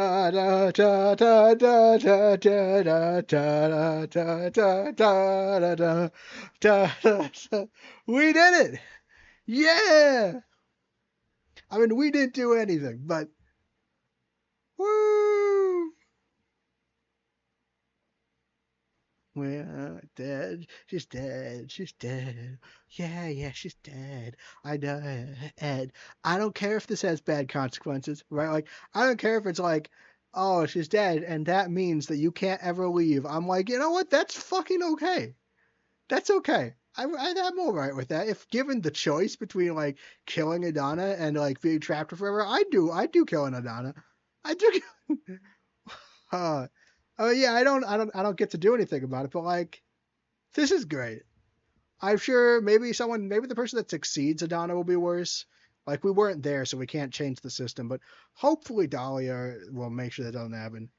And just stars I see everyone dancing in the street. All right, guys, stream's over. We did it. End goal achieved. Woo! Oh, that's the end of chapter. End of chapter. We did it. Chapter 4, Succession. Oh, right. Oh, this is where the political thing comes in, because we need to run for office, basically. Oh, shoot. No, this is Patrice. Oh. This is Patrice's. This is Patrice's funeral. Okay, guys, be sad again. Right. We are reunited here today to say goodbye to our good friend Patrice, who I actually cared about. She lived intensely and died on her own terms. We are returning her body to the earth, just as she wished. Naked and covered in flowers, my body to the soil, my soul to my sister, to the stars. You lived in beauty and depart in beauty. Now some words from her eldest son. I'm not good with speeches, so excuse my brevity. I will always be in awe of all the life my mother brought into this world. And I'm not only talking about her numerous children and grandchildren. I'm talking about her words, her ideas, her wisdom. I don't know if any of us will ever achieve the clarity my mother had. With her gone, we've lost the brightest light in the universe. I wish any of our dads were decent enough to be half the person our mother was. Oh. I wish any of them were brave enough to have stayed by her side. I hope they're not here at the funeral, because that would be really awkward. That I didn't only lose my one true parent, but also my idol. Adios, mama. Te quiero. Thank you, Pedro. Now, Mr. Stanton, you wanted to say something too? That's right, thank you. I feel lucky that you're all letting me be a part of this moment. I want to share with you how much of an inspiration her family was to her. She always spoke of you so dearly. She loved you more than anything. Who's Mr. Stanton? Patrice could strike you as a cynical person at first. She's always had that I'm too smart to be wasting my time with you vibe, which was ultimately driven by love. Love of life and of the human experience. I've been extremely fortunate to have been her editor the past... editor! So she's a professional relationship for the past 20 years. And I know for a fact that she has been a mother not only to you, but to hundreds of thousands of readers across the globe. Her unique perspective on pleasure and joy has been an inspiration for many women from many cultures. It's leaving a bleeding wound inside many hearts, but also a legacy. The world is stronger and healthier thanks to her. And that feeling, that energy will never die. Thank you, Patrice. Thank you, Mr. Stan. Now to proceed with the last rites, Wait, I want to speak to Maria Fortuna. Oh, Mom's gonna be so glad to hear about this. Mom, there's another character named after you. Maria Fortuna. Is that me? Of course, go ahead. Grandma. Oh. No, aw. Okay. Sorry, Mom, just a side character. Whoops. Maria Fortuna. Does that mean Fortuna's our last name? You aren't really gone, are you? That bike of advice, you just had to leave that old husk behind, right? We had so many plans, so many ideas. Of course. It's good to know. So you have Shadow. You really like having the names of like tragic family members or something. So yeah, you have Maria, the young child who's their grandmother. How dare you? And then you have Shadow, Shadow's sister, I guess. How do you solve a problem like Maria? So many plans, so many ideas. I can't accept that you'd want a stupid cancer take away what we were building for right together, right, Yaya? Oh, this is a great thing to have at a funeral. A child basically banging a corpse to be like, you're not really dead, right? You haven't betrayed me, have you? Fortuna. Come on, Fortuna, you're ruining the vibe. It's okay, Fortuna, let her express herself. I can't do this by myself. Did you run off to the stars to look for your sister? Oh, shoot. What, did we go missing? You promised you'd take me with you to see the cosmos. If you don't come back right now, I will never forgive you. Ray, I'm sure your mother will keep guiding you from wherever she is. Grandmother, one never truly leaves this world. I hope so, because as Patrice's sister, I'd like to see her again. Patrice's body may return to dust, Patrice's voice may have gone silent, but her essence is an everlasting gift we will never lose. Poor Maria. It is very sad. And I love the shaman who is trying to give this peace thing, but that's really not going to help, I think. She's broken free from that name. Now we will call her Autumn. We will call her Tears and Fragrance, a mid-afternoon dream. I get that there's beauty to this, but if I was a young child like Maria and my grandmother just died, I would be kind of annoyed because I'm here actually begging for her to come back, and then there's all I don't know. You know what? Shaman's doing the best. Enough with the cheesy poetry already. See, there, I knew it. I called it. You will never understand my grandmother or what we were doing together. Maria! I'm sorry for your loss. Now, if no one has any more words to share, we will return her to the earth. May her soul bless the stars, Patrice. Very interesting, grave thingy. No casket either, I think. Oh, it's us. So we left before. Huh. So my prediction finally came true, eh? You managed to live 59 years, 11 months, and 21 days. For a second, I believe you'd be able to break free from your fate. You made a tough pitch even in death. Oh, this hurts. Oh yeah, Mom, I don't know if you were here, but Fortuna read this person's fortune, and Fortuna kind of accidentally she reads the future, but accidentally makes it come true. So, whoops. I don't think Fortuna knows, though. It's too hard to do this without your witty comebacks. I'm sorry I didn't come and visit you after I ascended. But time among the stars sure flies. And I wasn't sure I'd deal with the fact that your sister became a witch. I'm so sorry. Yeah, you really should have visited. The night on the beach, I started walking to the sea and never looked back. But somehow you knew, eh? You knew I wasn't dead. You're the only thing I missed from my time as a mortal. What about your other friend? It's been tough up there without you. What about one last reading? For old time's sake. It doesn't sound like she has chosen the appropriate career path. She's a witch, don't worry about it. She reads the future for a living. She's very good at what she does, because she reads the future and then forces it to come true. On accident. I love the music here, by the way. And it's like crescendo. I wonder how our relationship would have been if I had said, no, don't do that, for she... Do you mind if I indulge for you? I guess it doesn't matter. It's just a hypothetical. Temperance. The kind of calm figure personifies moderation, harmony, is the water flowing between jugs is an avatar of communication.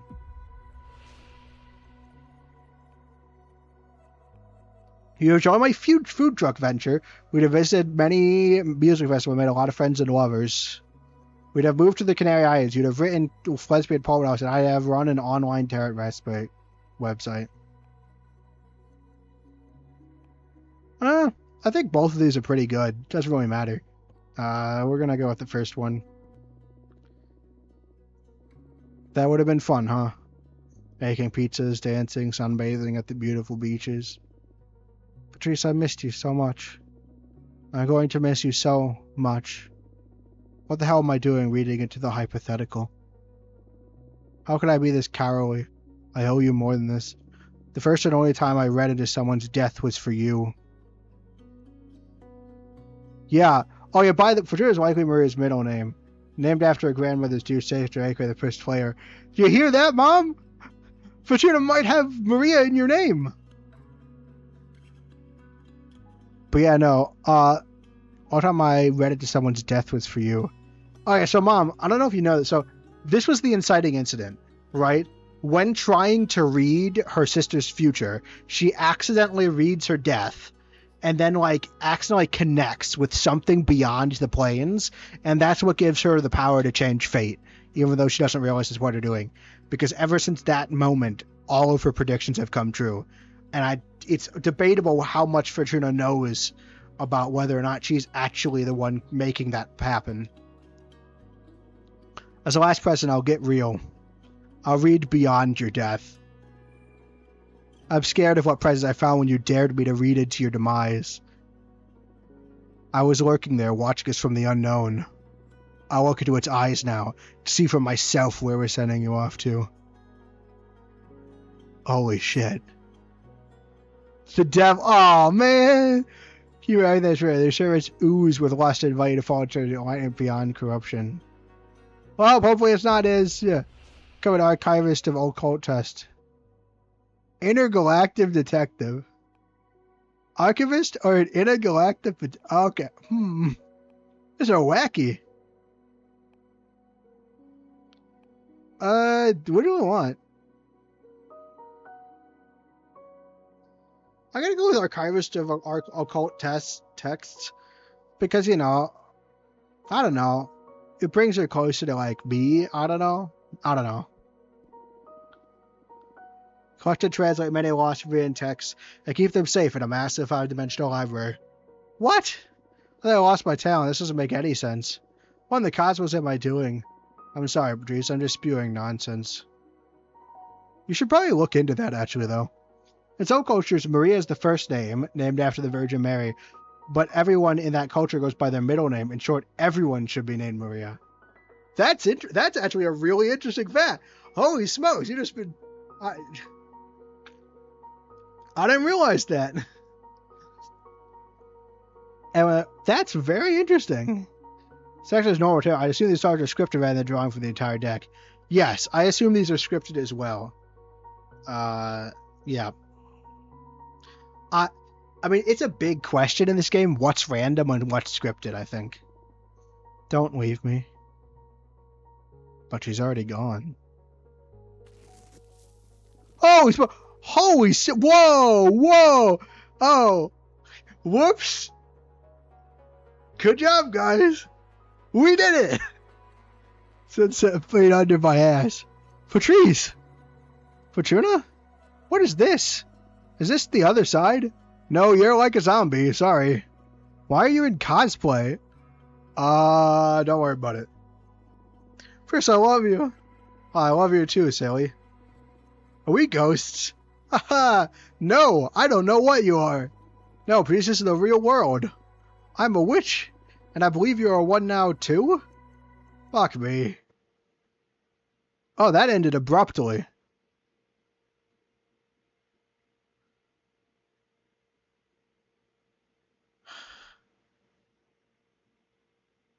Is this Patrice?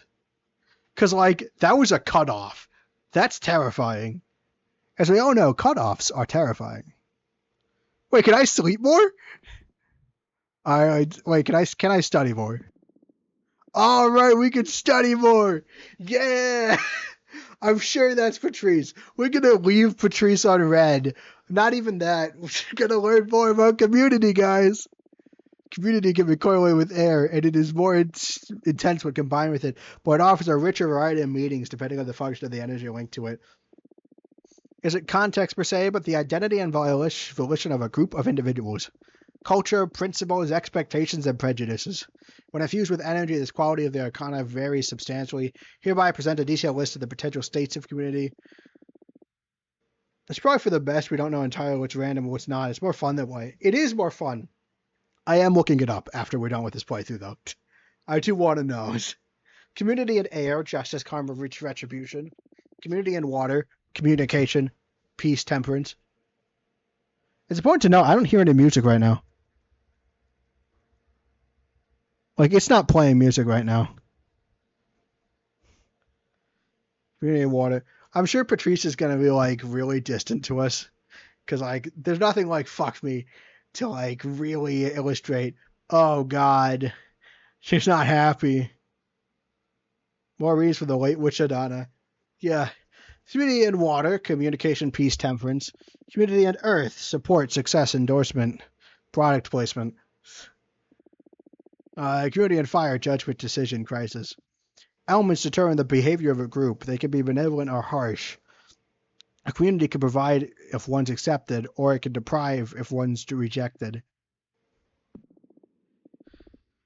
Desire. One would desire to water for obvious reasons, but in my study I have discovered that this quality of arcana is so volatile, its meanings explode in almost diametrically opposed directions.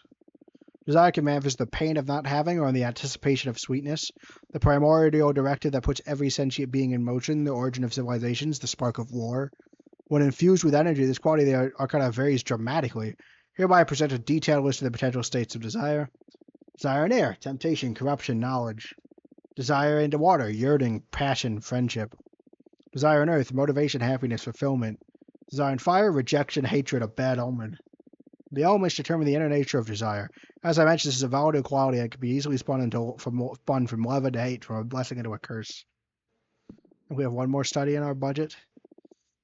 Protection shines at its prime when merged with earth energies, but its combination with the rest of the elements are nonetheless very interesting too. Protection could be defined as the resistance to change, the safeguarding of the sacred, a futile war against entropy, the adorable urge to postpone the inevitable. When infused with energy, this quality of stuff was relevant to the fact that we may or may not have made Patrice a witch beyond her wishes. When infused with energy, this quality of the arcana varies in essence. Hereby I present a detailed list of the potential states of protection. Protection in air, authority, everything and everyone. Protection in water, mercy, self-care, weak wellness. Guardianship, ego power. For earth and fire is sabotage, challenge, adversity. The elements alter the effectiveness and essence of protection. It can become tender, loving care, but it can also become the perdition of ending up with an ill-willed mentor. Alright, so it's going to stop me from studying. Pick an interesting tale at random from my collection. The MetaNet by Clara Danya. The MetaNet is the largest social and neurological network in the world. It keeps you hyperconnected in the present. In exchange, your past is fading away. That's terrifying. I don't like the MetaNet. Someone in the realms of the past you do not want to forget about. It seems contradictory, but you have been feeling ever so lonely. The cards of the hyper-reality tarot do not lie. He is important. You know well to trust the reading of the algorithm. There's a sacrifice to be made. All the links you have built in the network, all the people you know will be lost forever in data oblivion. Except they won't. You download all the data of your years in the Meta-Knight, all the names and avatars and interactions and moments shared. This encyclopedia of your life online will be printed in reality, ready for you when you leave. First you were trying to find is somewhere in the data. He was finding him in the online lands, but he left the Meta-Net back to reality. He felt his life there was not enough. You're going to do the same, right? It feels like the correct thing to do. Well, I don't know. It says it seems like the correct thing to do, so I'll just trust it blindly. It must have been forever. Time warps in the Meta-Knight. You do it. You turn off your network. You remove the systems that keep you connected from your head. The loneliness feels overwhelming in a home you had forgotten. The beam of natural light coming from the window is unbearable. But then you see the outsiders through the window. The outsiders never adapted to the Meta-Knight. You watch them go about their disconnected lives. Maybe it's not so bad out here. Time's just moving at a measurable pace. You love clocks. You remember when they took them away in the Meta-Knight, but you don't remember much more. Days go by and you remember how to do some basic stuff to survive outside. I love eating. Oh, your favorite dish and happy dinner times. Warmth you've not felt in a long time. Something you're forgetting. Days go by and you remember your corporeal form. I love my body. In front of the mirror, admiring your body. Touch. Okay, great. Sense of security you have not felt in a long time. Something you're forgetting. And you remember pleasures. I love nature. Wellness through the massive amounts of time spent walking through the fields of the forest near your house. Feeling of freedom you have not felt in a long time. Someone you are forgetting. It's good out here. The Meta feels like a bad dream that you escaped. Because with the realization that Meta and reality are incompatible, every day your memory of it fades. Shine doesn't feel right. You do not want the Meta to disappear from your memory entirely. Oh yeah, you have a encyclopedia, history, a book of your past self waiting to be read. Printed it before you disconnected, filed to the brim with data, numeral sheets in your printer. And that triggers a remembrance of him. You were so caught up adapting and enjoying reality that you'd forgotten. His name, avatar, and your past together have to be there somewhere. If you had forgotten, is he really that important? Do you ever want to go back and look at a past you prefer to lose sight of? I saved it for a reason. Also, I mean, we went here, we left the Mennonite because we wanted to see the past again, so let's go. It takes you days to put the sheets together. The volume is colossal. The weight in your hands makes you shiver. Years of your life minutely detailed. You wonder how you would find his name among billions of data points. You start to look at the streets. The lack of time in the night makes it impossible to order them chronologically, but there's something else. So much of it you could have remembered by or recognized when you were connected. Outside you realize it makes nearly no sense. Days go by and manage to piece together small timelines, tiny interactions of a life spent online. Some lingo you recognize, for most of it seems like an ancient language. Now the data feels like him, but you start to wonder if you would be able to recognize it now if you had it in front of you. Also, you start to forget even what you had put together. Words and names escape you, avatars look nightmarish, the sole person of the task starts to flip from your memory. You don't remember him anymore. Years later, you look at the page and scrutinize the purpose. The encyclopedia of data sits in your library among fiction novels. Oh. So that's the encyclopedia, I guess, is the implication? Hyper-reality release by Clara Donya. We're going into hyper-realities now. Great. Human is back at their workplace. They look at the screen for hours. The algorithm is not enough. The readings have been failing. The machine needs human insights in order to be accurate. The hyper-reality tarot needs the magic of emotional perception. Just another day at work, providing the sorcery of providers and guidance to those who seek it. Cases start coming in for the human algorithm team and you, the hand of destiny, Walker Magic. Case 00159997. They're a young professional who doesn't know how to further their career. The case asks the tarot if they should leave their current employer or stay. Algorithm always makes its reading first. It takes nanoseconds to analyze the case's evidence. It suggests the temperance card, balance, purpose, patience. It has found data to suggest they should stay at their current place of work. Has looked into their data, consisting of pictures and endless lines of conversation. They have a family to feed and a precarious economic situation. That's the human's turn. He wants to challenge that. The Tarot algorithm is widely trusted to analyze objective data, but not emotional data. The human looks into the file for emotional cues, the choices of words in their conversations. The human finds search data every night at about 4 a.m. Case 00159997 can't sleep, looks desperately for another job. The human suggests death upright. Change. The algorithm is programmed to trust you. The human believes you are just a higher power who chooses the right answers. Oh. Oh, this is nuts. Oh, great. We can't even escape it in the reading, in the fiction realm. This is a really wild concept, by the way. I love it, but like it's nuts. All right, Where's take the plunge. Go change your job. Self-time in the head of case 00159997. Tarot reader suggests the opposite of what they had thought. Decision had been made before the reading. You will never know what happened in the end anyway. Case 00159998. He was a retired man of advancing age who feels as his past self is trying to communicate with him through the reflections in the windows in his house. Case asks the tarot if he should cover the windows and forget about it or open them to let him in. I was just the Hanged Man card, reversed. Exploring his dark thoughts, it has found data to suggest he should open the window. The case owns various tomes about dark arts and has searched the internet for rituals to summon otherworldly beings. Human challenged that again. He would be shocked the algorithm is suggesting such a thing if he hadn't seen it working for years. Human looks into the man's file for emotional cues, the choice of words as conversations. He finds none, as the man has no conversations. There's only evidence to support the algorithm's thesis, but the human will not agree. Instead, the human suggests a judgment upright. The man should reflect upon himself, his past, and his decisions. He should realize he is lonely and unwell, and maybe then act to transform his reality, and he should definitely keep the windows closed. Once again, you're overseeing the hand of luck, perhaps, the hand of providence. Okay, we're just going off of this one, we're literally just like inserting our will in this one. No, we're going to keep with the algorithms thing. Not responding after you. You don't know if you received the message or if you had disconnected beforehand. Whoops. I mean, I know that, like, logically, the reason the human suggests judgment is because was probably smarter, but, well, we made our choice. Whoops. Never know what happened at the end anyway. Case here, 15999. A tarot reader. She asks if her readings will make a change in the world. This is her perceptile trembling in her online being.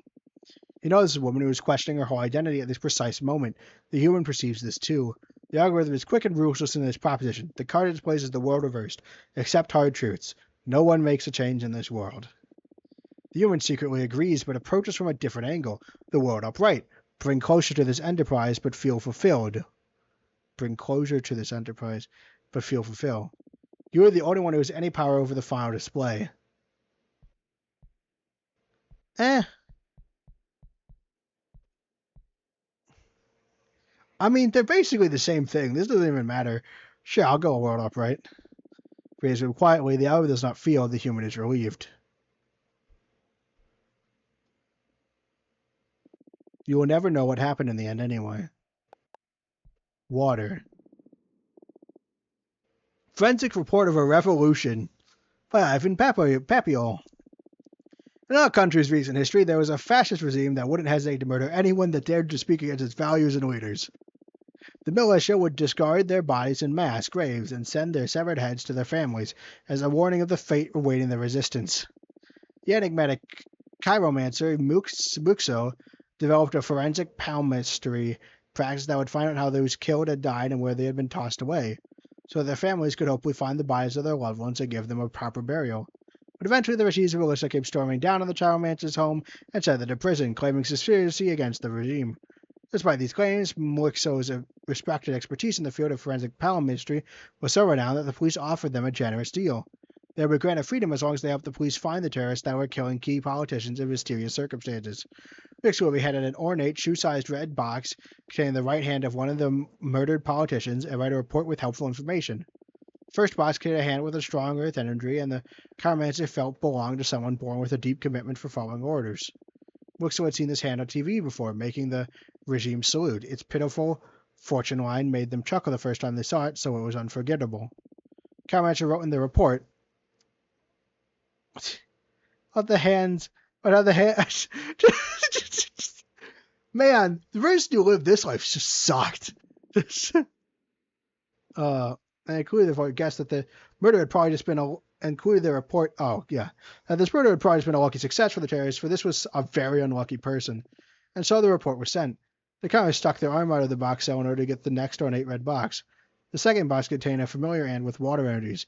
It was the key of hand of a famous writer and speaker of the regime. Mixed had attended one of her speeches. At the time, they took notice of the fact that this person's ring finger, the finger of art-inclined individuals, was remarkably wrong and found it ironic. Because the thing that made her speeches popular were her views on art being the rotting of civilization. It was a shame that she was clearly talented at it. Cameron wrote in the report. This is the hand. The ring marks covering the hand's index finger. Now, we're going to keep going on where we're judging people, so sure.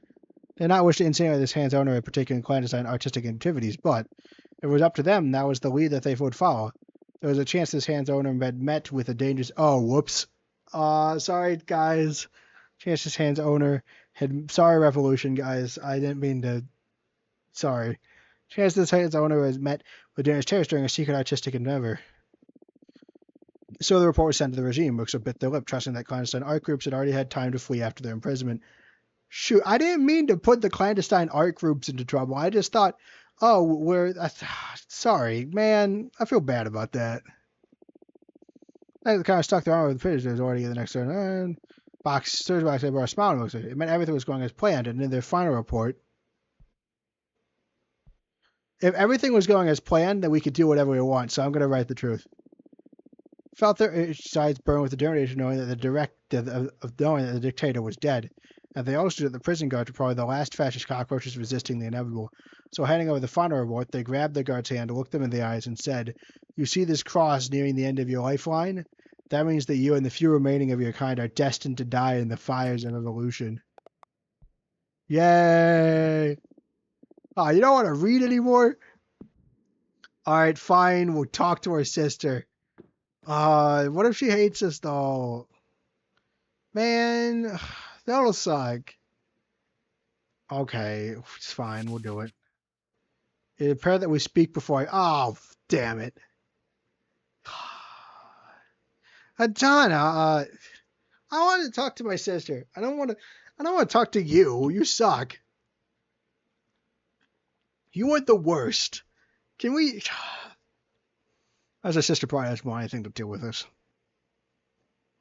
Bitter.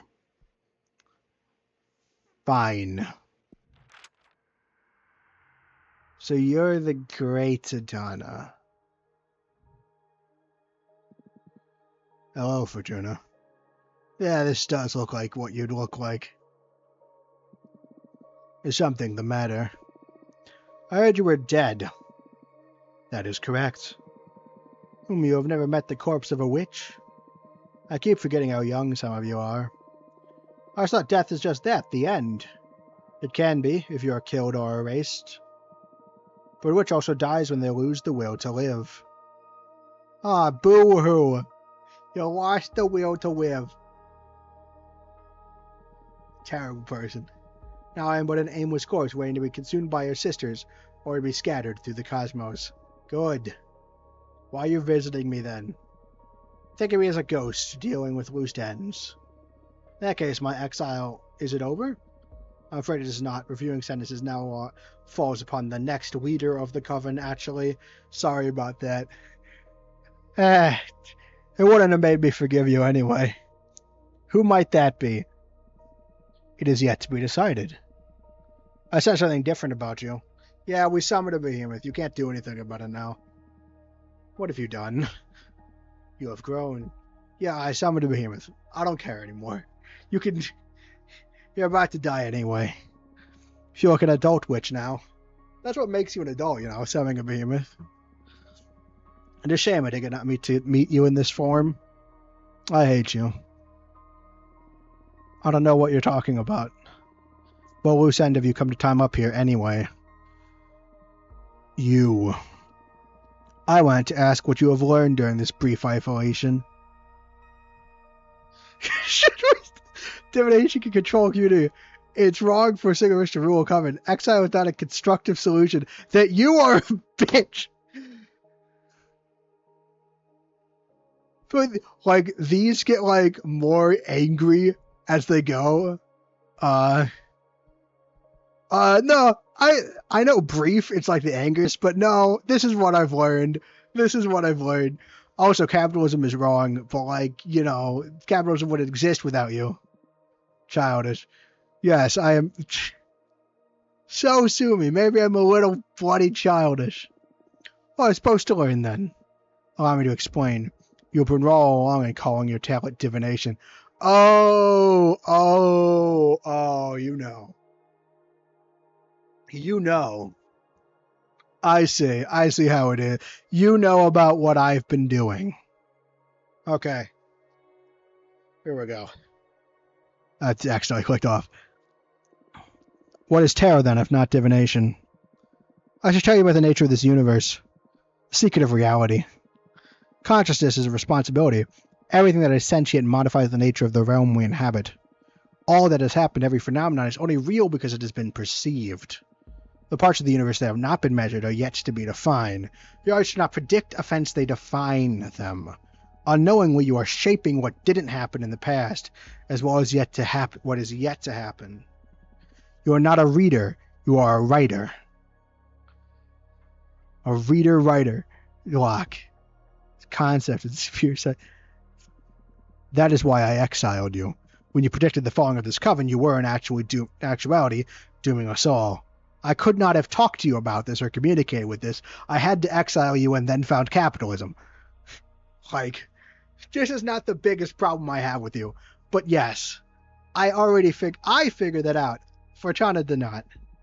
I've worked hard to prevent that omen, and I am still not sure if I have succeeded. Oh yeah, we have summoned a behemoth. Sorry about that. Only time will tell. Why are you telling this to me now, and not earlier when I could have just stopped or something?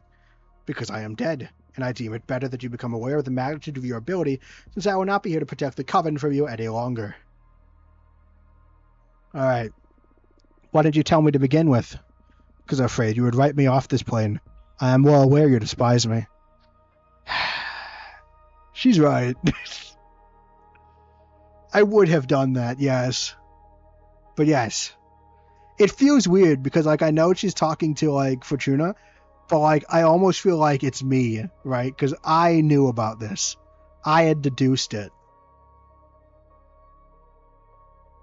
It's like a weird kind of thing. Like, she's definitely talking to Fortuna, but it almost feels like I am now, like, the one, like, in the conversation. I don't know if that sounds weird. Keeping you away from your deck was the only way I could think of to ensure some stability for the coven. Yeah, well, there were better ways to do that. Come on, I'm not the villain you think I am. Likewise. Fair enough. No, not fair enough. Sure. Remember, you can manipulate anything that does not exist. The future is the most obvious implication, but I'm always talking about the past. You can alter anything that did not happen. So Dahlia's past, then. Damn. Yeah. We created the other witch. And our past. We were completely right. That's right, everyone. Get out the champagne. We were correct. Woo! Yeah. Yeah, so sorry about Dahlia's past. What did we say about Dahlia's past? We chose the least bad option. Like, oh yeah, Dahlia's gonna break off and form her own coven. Yeah. So we wrote that in existence. That is crazy. I'm surprised you're not worried about the fact that you wrote your own suffering into existence. But yeah. Coven is about to go through some turbulent times. I do not think you are mature enough to handle your talent. But it is not in my hands anymore. Do as you please with this knowledge. I understand. Thank you for telling me all this. I have a parting gift. Still hate you. Oh, Blue's activating! Knowledge, hey. I have many wishes will come to you for guidance in the near future. We cannot fix the immaturity of your character. I hate Oh, and you're so much. You lost the will to live. You introduced capitalism. So you know, I'm not sure about the maturity of your character, but I can at least offer you knowledge. Take one of my eyes. Yeah, sure, why not? It'll allow you to see the unseen. It'll open the gates to the wisdom of the gods. I pray you use it wisely. I pray I use it wisely as well. You'll play a critical role in this coven. This is too much. Well, it's not too much. I'm not sure. I'm at least thankful for you for this kindness, this one thing. Still hate you. I'll make the most of it. Well, I wouldn't promise that. I do not really care anymore. Yeah, you lost the will or something. I will not get to witness any of it. Why are you giving it to me then? Can I write Dahlia back into, or not Dahlia, can I write Adana back into reality? Like, I read the cards and I'm like, and then Adana was forced to watch in horror, like, as everything changed, right? Am I allowed to do that? Yeah. Why are you giving it to me then? It was etched into the cosmic wheel. I can only obey. Oh, you're not even giving it to me because you want to. You're just like, fate said so. I always want you to have this. Hey, we got the coppersmith. Dear substance of kin, forsake the mortal hex. Abandon flesh, abandon sinew. Thou art now my magic, thou art no more sin. Terrifying. Thanks, though. This is a super arcana. Oh, super arcana.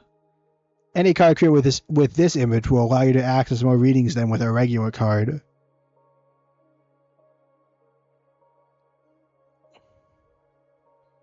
Oh. We got to use that right away.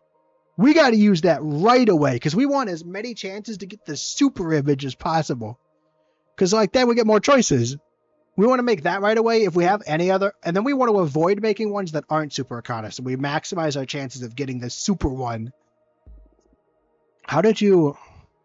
It's pretty costly. Yeah, that's fine. That's okay. I don't get. We got to do it. Come on. We only have one anyway. Like we only get one. Plus, we can get more from more stuff from reading the stories. Come on. I really want the super card, right? Make as much of the deck super cards as possible. I hope there's a new game plus where I get to only have super cards. Even if you believe me a farce, the gods truly speak to me. They told me about the new deck you are crafting. This custom deck, it suits your arts better than the limited tarot. So my decision to have you exiled is paid off in the end. Oh, no, you don't get to do...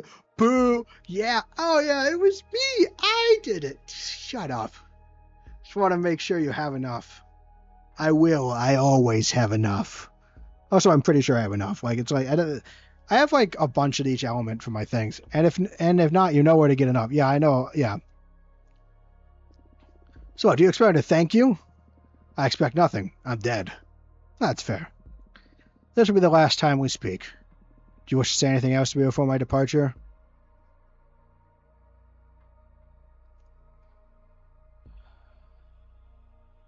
I'm gonna swear at her. Anything else? No, you made many of us miserable. I made you stronger. For what end? What good is it to be stronger if not to benefit the stronger person, right?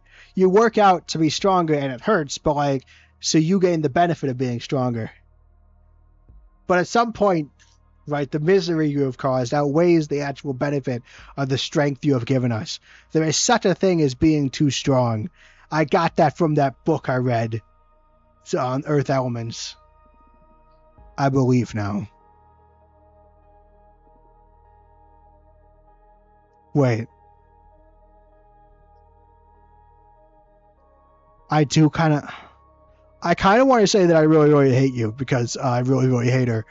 But also, I want to know if she has any last advice. My curiosity's taken over. I have to know. No. Goodbye.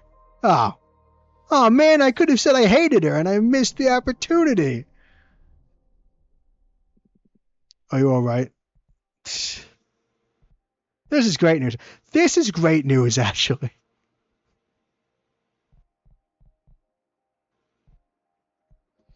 Do I want to say?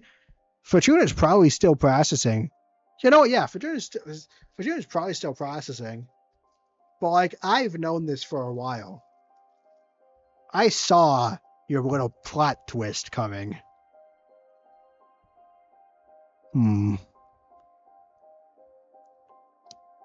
No, still processing.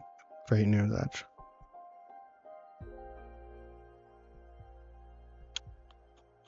This is great. You know, I'm going to go on. Just know, this is great news.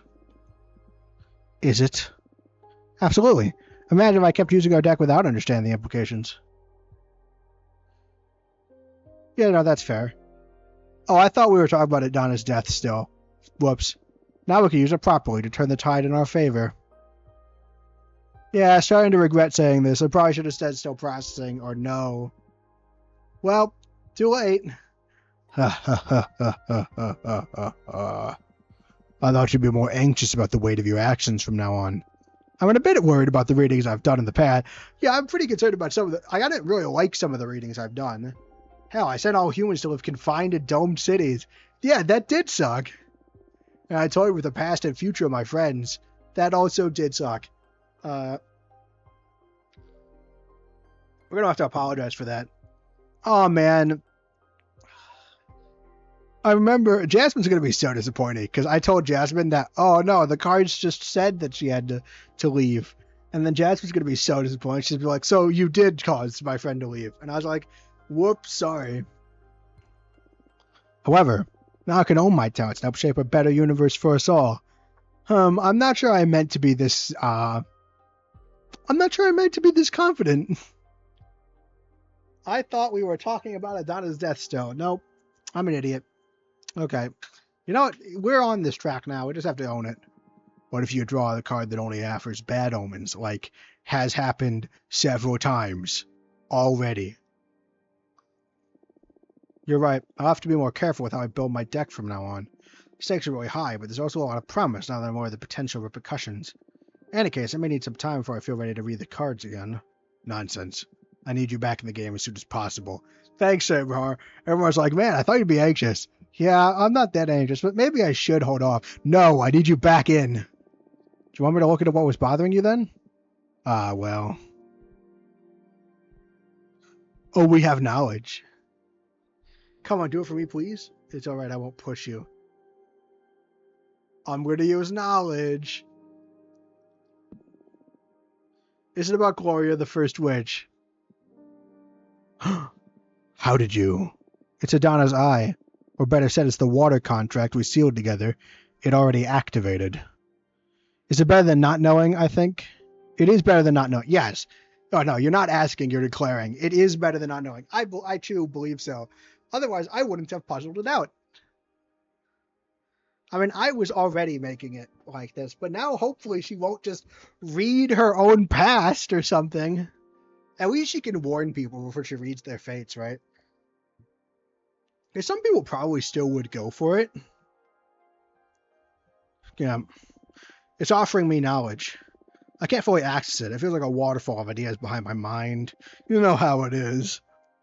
Sometimes something jumps out of the water. So you wanted to ask about Gloria. That's right. Gloria is my first love. I spent many universes without loving a single being. Suddenly she came into existence. Or better put, she ascended. Gloria is the first woman who left the mortal plane behind and became a witch. She is the inventor of magic, which is basically exploiting a universe's rules. I've never met a single entity as full of love and ideas as Gloria, and I had the privilege of being loved by her. I wanted to ask you what had become of her. Before I was afraid of what I'd find, but now I'm afraid of what you'd write. You didn't know? Wait, did you not know? Oh, shoot. Did you not know? Interesting. Alright, yeah. Oh, shoot, we don't have any purple. I mean, air. Oh, man, this might make it hard to build the deck. Promise I'll look for the best possible reading or writing. All right. I granted you this desk. We might as well go all the way in. I got you, partner. Also, while you're at it, what do you say we try and reshape the Coven's stance on behemoths? That's not a bad idea. What if we find in the cards isn't good? I don't think there's anything worse than being forbidden and hunted. You're right. Oh yeah, great partnership. All right, let's put this deck to use. I'm sure there will be no consequences to removing the taboo around eldritch beings. Yeah, I like how Fortuna's like, well, that's fair. Like, yeah, I get, like, look, Abrahamar is a tragic figure, and, like, clearly we should have some sympathy. Not sure I want to go all in on just being like, well, behemoths have free reign. Like, not sure about that. Look at how the Coven deals with behemoths. Now let's see what's become of Gloria, the first witch. Please, let it be something good. Well, we'll choose something. Behemoths are people too. Yes, behemoths are yes, but they're also people of enormous power. So, you know, I think I'm at least justified a little bit to be suspicious. This game probably still has a few twists left. We're like halfway through. There's like 7 chapters or something. So, like, there's probably still another twist left. So, like, you know, just because we got, like, a really sad behemoth doesn't mean, you know. Tide of salt and melancholy. The Dustin Master's Iron Power. Treasure holds the key to pure bliss. The little to watch. Yearning, passion, happiness, currents, alliance. Alright, it's alliance. We probably want to do this with the behemoths. Get to coexist. You, Abramar, will get to rule this coven. Do we want to say everyone exists in harmony? Or, yeah, full power, right?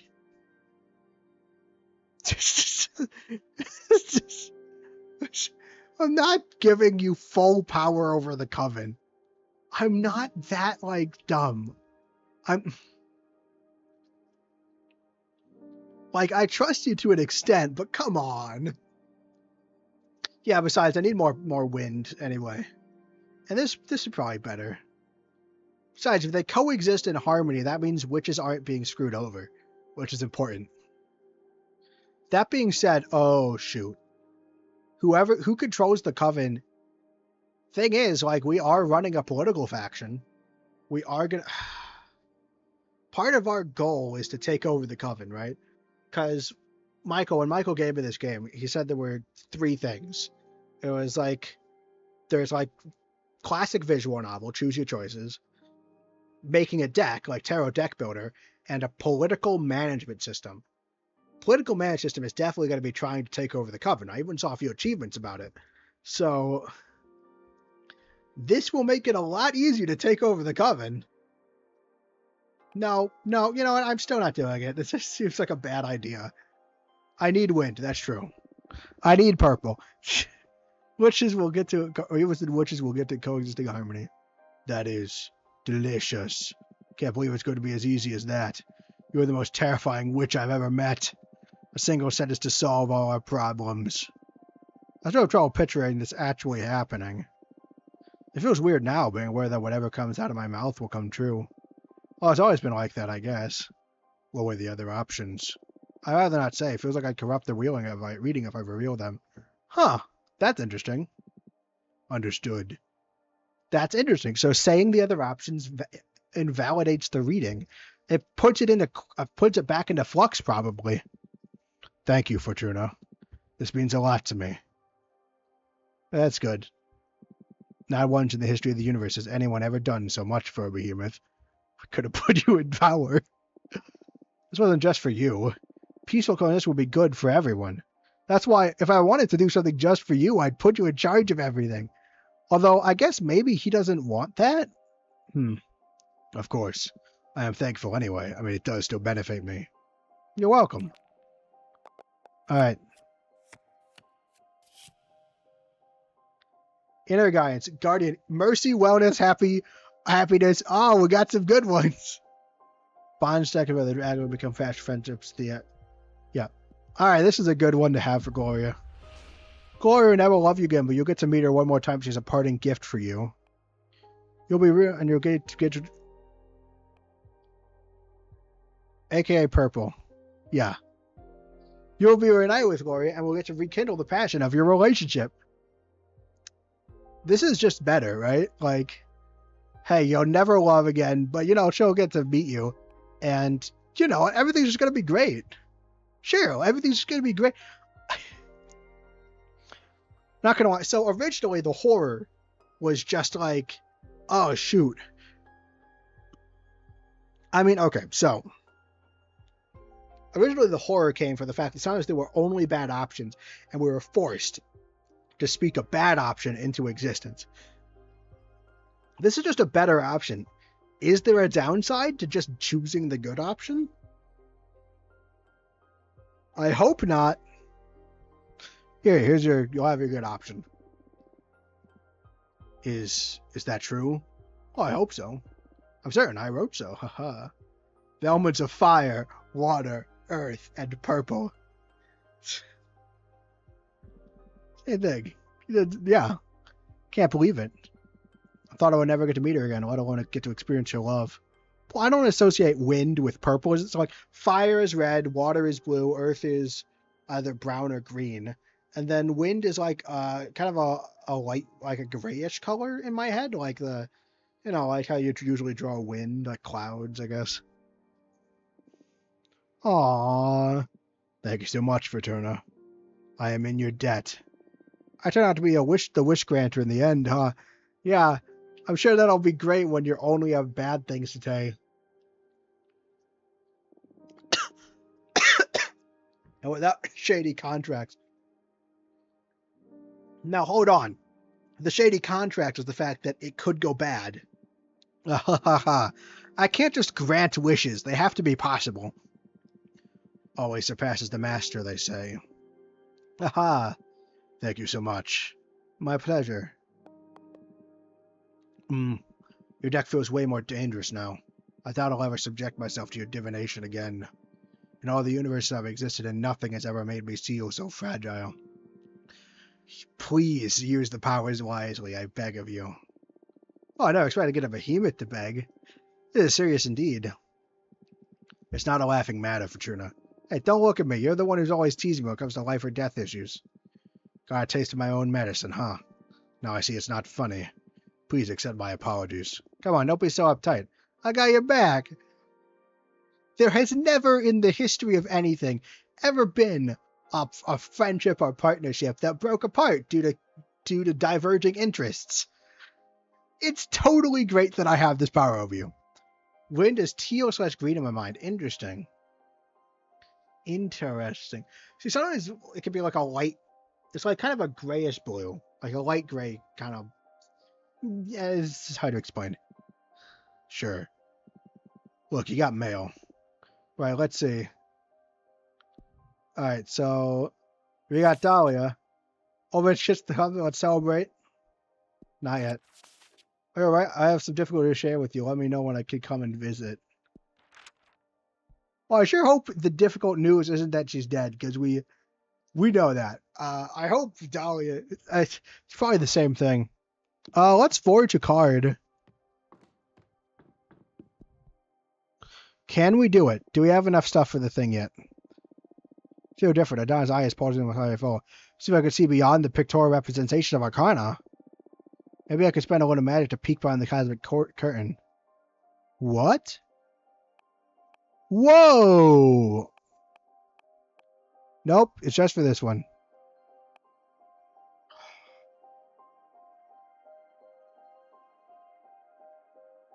Interesting. Oh, but it costs purple.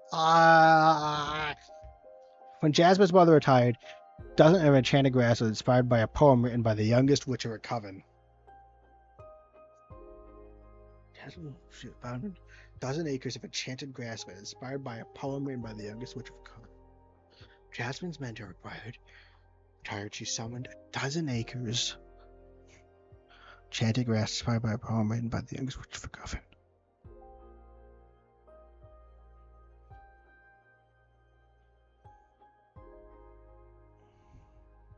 Alright, let's see if we can get more stuff. Well, study first, just because to know. Battle. Battle is most dangerous when combined with fire. As for the other kind, it can be directed towards multiple natures, many of them good-hearted, as opposed to what one would expect from battle. After battle, there's always an aftermath. So battle could be summarized as the turmoil that precedes a new state of the universe. The clash of wills, the potential of every piece on the board, the beauty and violence. When infused with energy, the quality of the arcana varies intensely. Hereby I present a detailed list of the potential states of battle. Battle in air, leadership, purpose, command.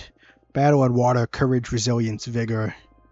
Battle in earth, alliance, approval, reinforcement. Battle in fire, rivalry, war, tragedy.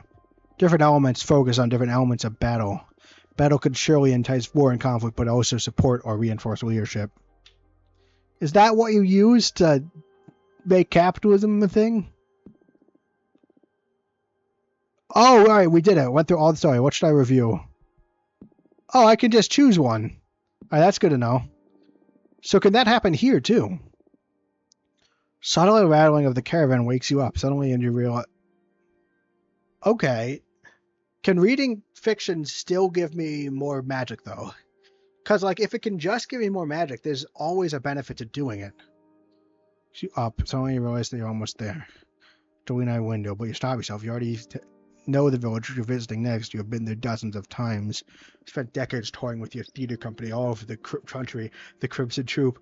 Obsessed with taking art to those corners that the great ones never reach. But when you get to the village, the air tastes different. The facades of dusty little houses seem strange and disconcerting. Unlike on other occasions, no one comes to greet you. Something's off. Maybe the mayor knows something. You've known her for a long time, and she's always treated you as if you were family. What's the matter? It's freezing cold, isn't it? The company's costume designer asks. You sense their people are feeling uneasy, and you try to calm them down so that the worry doesn't overtake them completely. I go to the town hall. I'm sure it's all right. On the way to the town hall, you come across figures absorbed by their work. You look at you in silence as they pass by. You recognize their faces from other occasions, but there's something different about them, something that makes them unfamiliar. Terrifying. Absolutely no one greets you back. And worst of all, in a rather sinister detail, no one smiles.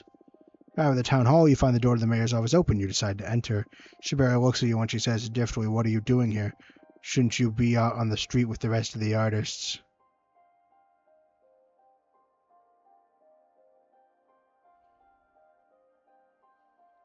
I'm not sure. I'm terrified of demanding respect. Let's just...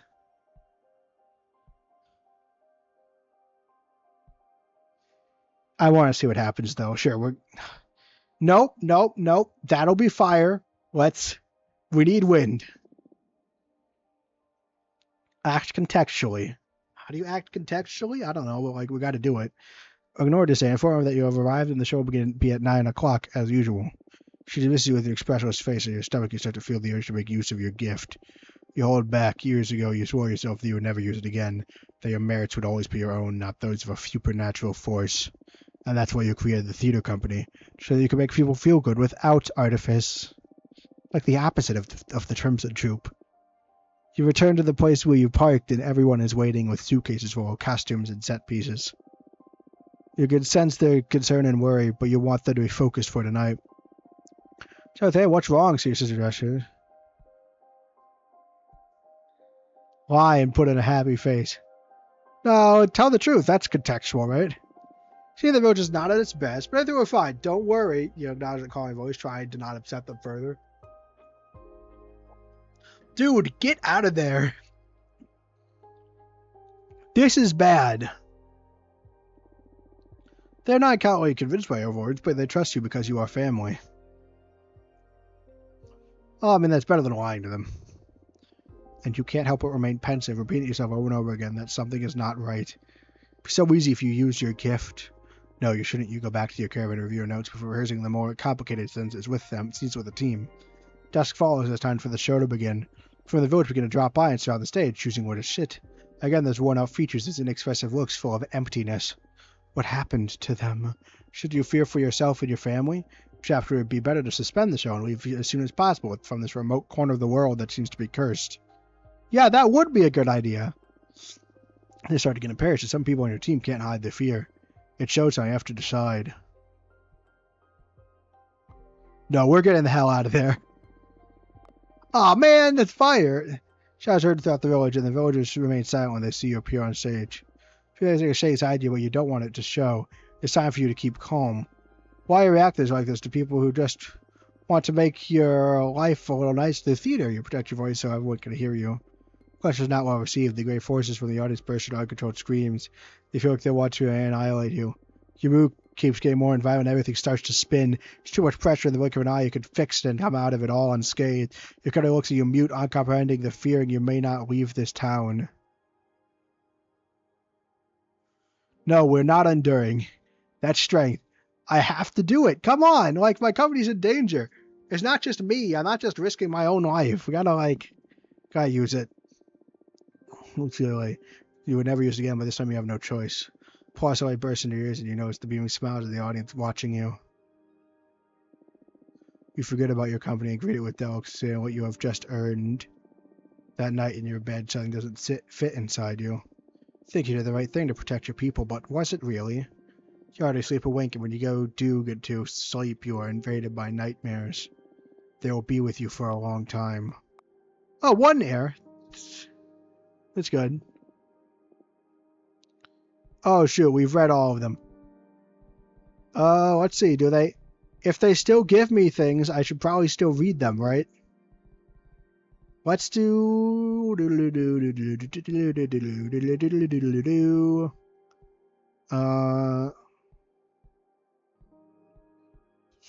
Hand of the World, I think.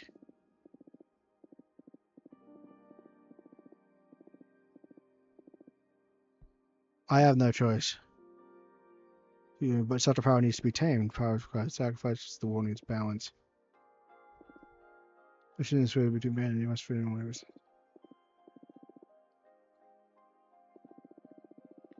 Yeah.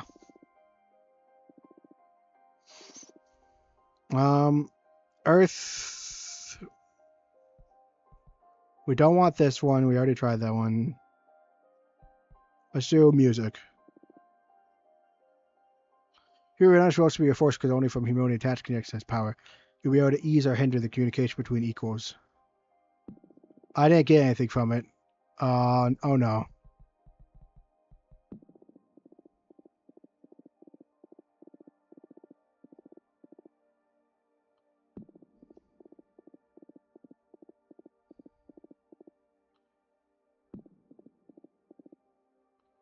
Guys.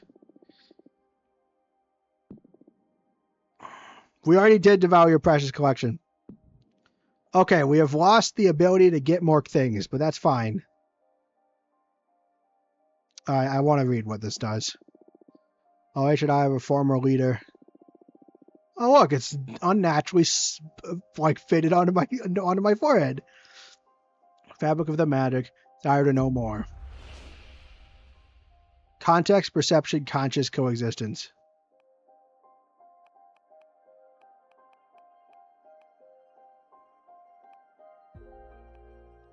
All of them. Oh my gosh.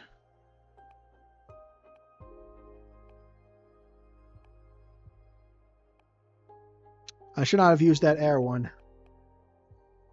Okay, this is bad. Let's do one that's as much water as that one's also air. Okay, fine. What's this one? Strength, support, determination, resilience.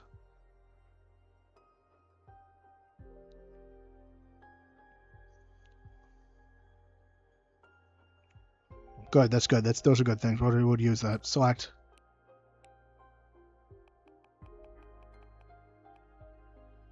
Oh, we need like 4 air? Come on. I can at least study it.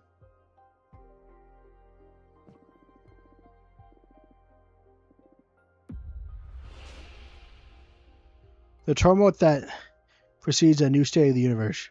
The identity of evolution of a dude, the pain of not having the participation of sweetness.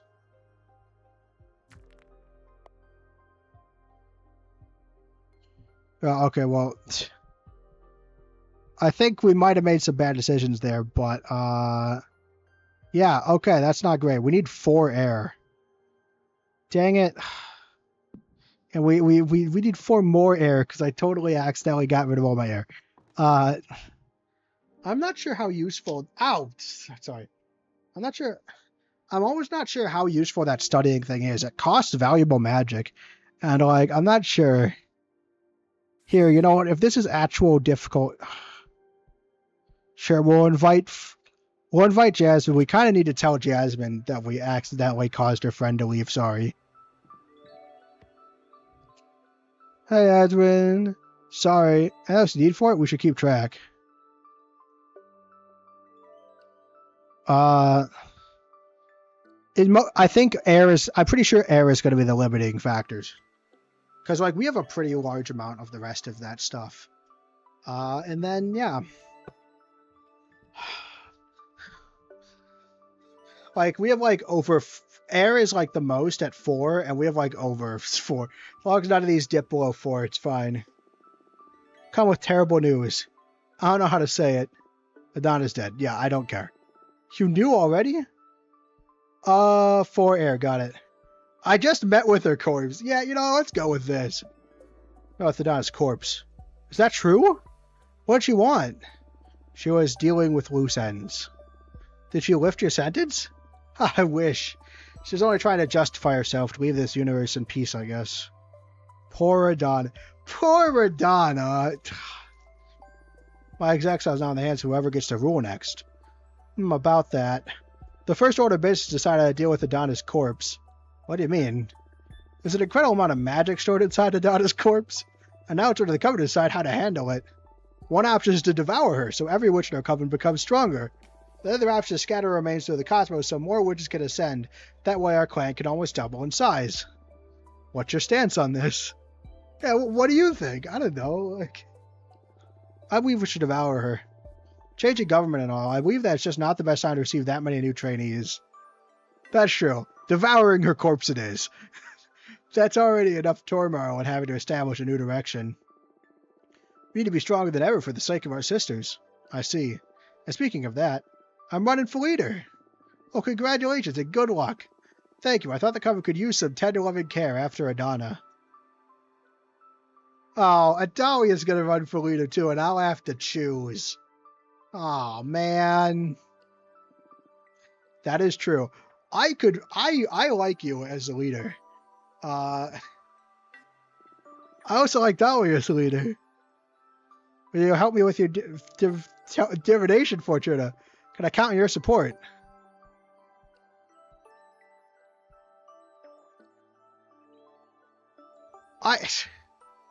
Oh, no. I don't want to promise it, right? What if I'm like, oh, yeah, you can count on me. And then Dahlia's like, hey, right? Like, can't I express concern? Can I ask? Tell me about your program. I don't want to be like, nope, you can't.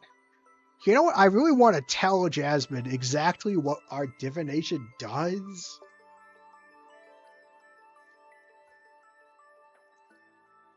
Tell me about your program. Sorry, I want to at least hear about the 2 programs before I have to decide. But of course, sorry. Right now there are 5 pillars of the rule set of our Coven. Judgment, law enforcement, we'll get rid of that one. Forbidden arts, mortal affairs, and witch duties. Judgment is about how we deal with conflicts within the Coven, how we determine who's at fault and such. Alright. Also the executive branch, tackling where the Coven is going and how we deal with major events. Okay. Right now we have runic judgment. Basically it was Adana consulting with the gods. Lame. I believe we shouldn't leave witch law in the hands of exogenous forces. My proposal is that judgment should be in the hand of the oldest 4 members of the Coven in agreement with the leader. Quorum of the Firefist wisest witches. Man, it's time to go from funny, just predict the future to intense management sim. Right? Like, look at all of this. We're going to have to, like, devise a system of government. Not only that, but we have more control and more choices to make with our powers in the cards. Stuff's heating up. Any judgment should come by a quorum with the 5 wisest witches. Then there's law enforcement. I'm not sure if it should be the 5 wisest. How do we determine the wisest witches? That's my question. Right now, witches who put the covenant in jeopardy are sent to exile for a variable amount of time depending on the severity of their actions. And it's truly horrible. Our proposal is that witches accumulate warnings depending on the severity of their transactions. Expulsion after many warnings. And eventually, should they fail to change the behavior, they will be expelled from the coven. No witch should endure what you're going through, Fortuna. Letting witches go find a new coven that's a better fit is a more humane solution, in my opinion. Then there's the forbidden arts. That's how I deal with hazardous magic and knowledge, such as summoning behemoths, necromancy, and so on. Right now, when the coven determines something could put our community at risk, we ban it. And I believe it should stay that way, so no changes on that front from my part. Aw, man.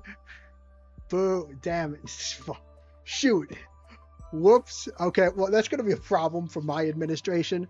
I may or may not have predicted that behemoths would be, like, totally existing in harmony, so I can't really support you on this.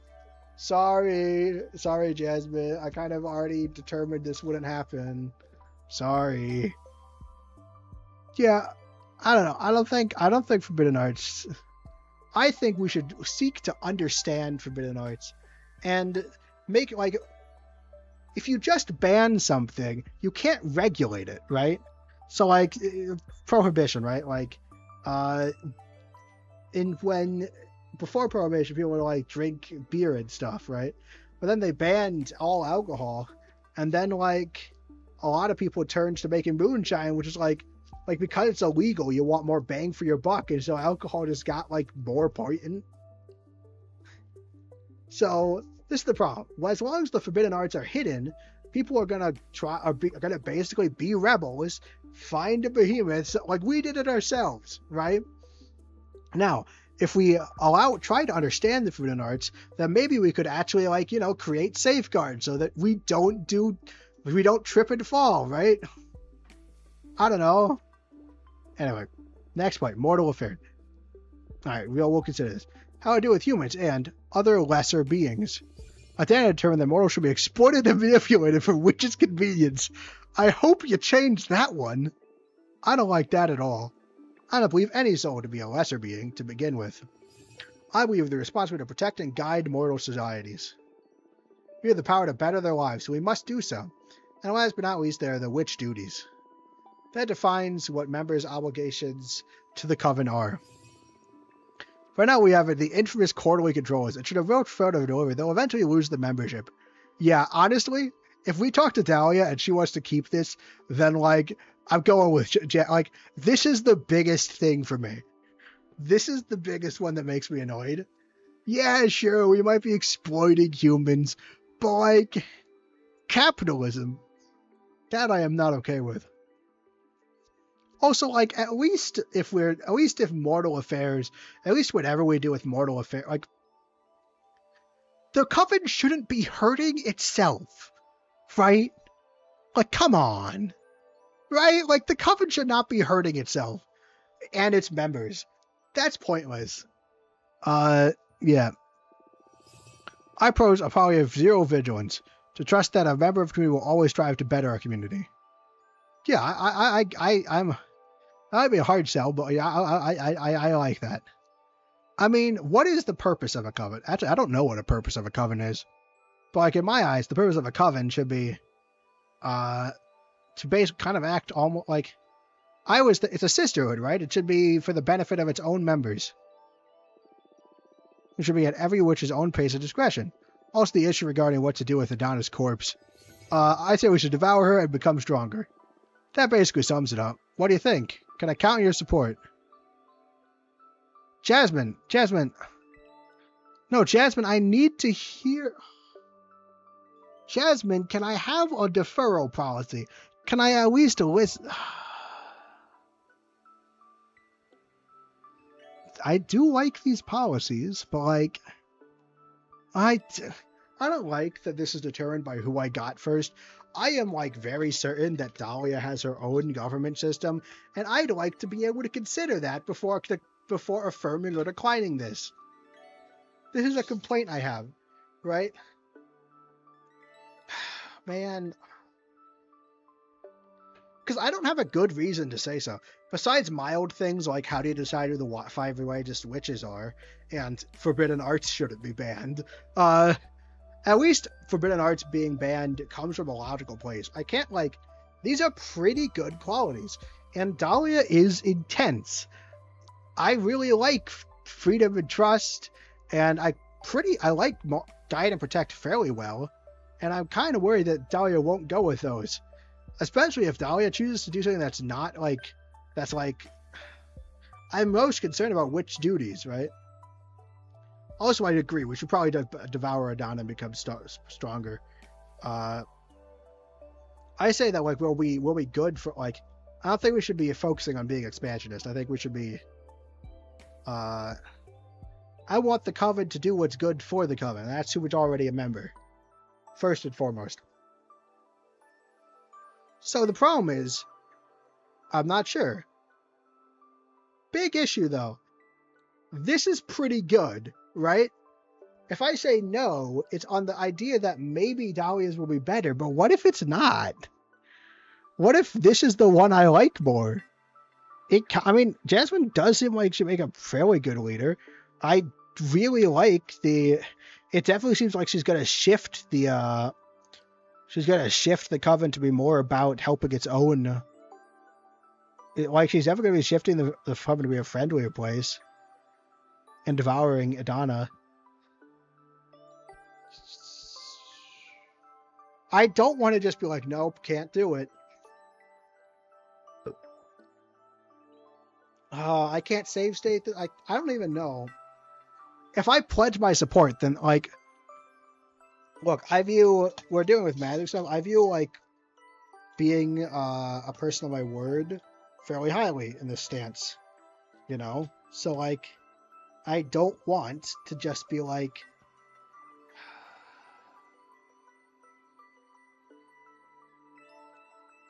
we have to choose someone, right? I'm going to say I want to at least see the other option. If I say, of course I'll help you, it'll lock me in definitely. There's a chance that I might be able to come back from sorry, but no. Even though I'm not sure. Sorry, I can't. Why not? I can't help you. I have my thoughts, but I don't want to influence you on this. Why not? I can't. I'd rather not mess with politics. Alright, you know what? I don't want to send... No! Oh, no! God, Josh, dang it. I do not like the limited options available to me in this situation, because that's not either of the reasons. The reason is I want to hear what Dahlia's policies are, right? A program is up my alley. I'm gonna be messing with politics.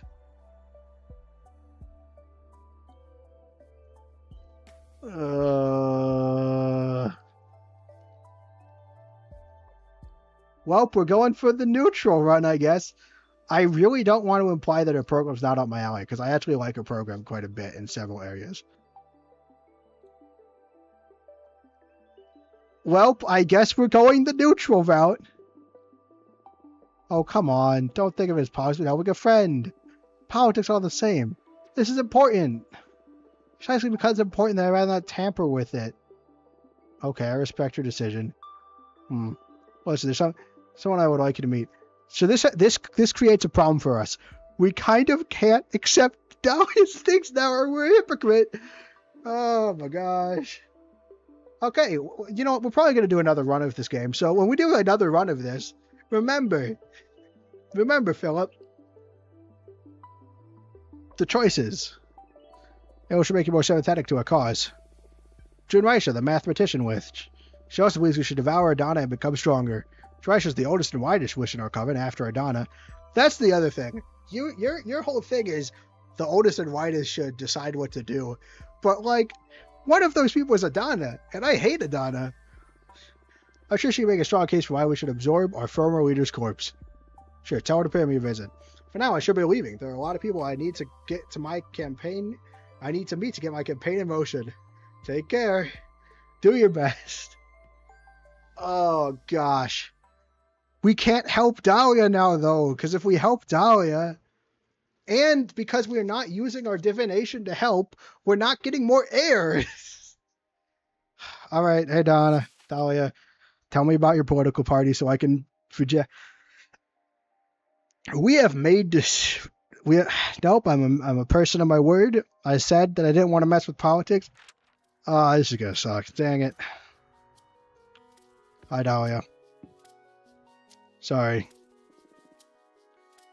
That's true. You know what? Before we have to deal, I am really interested in what your party is for, though. Donna's dead. We did it. Fucking Donna. Yeah. Woo! Let's go out and celebrate.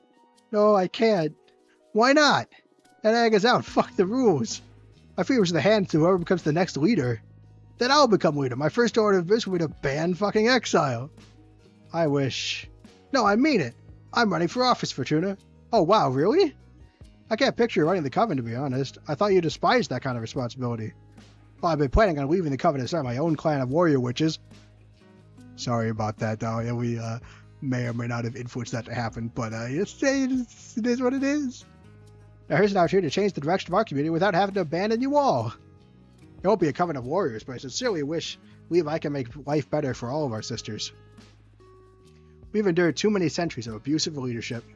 I'm determined to revitalize our plan. Follow me, I shall deliver freedom and happiness. Even more energetic than usual. I'm rare enough to go. But try to join me, let's rule the coven together. Oh my god. Why don't you tell me about your plans first? You know, next time, we're just gonna now when we know these plans, on our next run, I guess we're going the political neutral route? I don't like that route, but sure, it's fine. Of course. So I got caught up in the moment. Don't you think I'm a dumb witch? I have a solid plan. I've done some research, and the 5 pillars of our coven's law are... Yeah, I know what they are. Judgment, I decide who fucked up and what to do with the coven. Law enforcement is how we punish those who fucked up. Free notes is how we deal with dangerous stuff. Mortal affairs is how we deal with people, animals, and everything non-magical. Witch choose is basically what every sister has to do for the coven. Now, Adana was basically all fuck you, I rule, fuck you, I exile you, fuck dangerous stuff, fuck mortals, and well, fuck you. I want to change things radically. Try a new system, more open and inclusive. Judgment will be something held between all members of the coven. See, I like this judgment system better. All important issues will be solved after hearing everyone's input, then celebrating a referendum.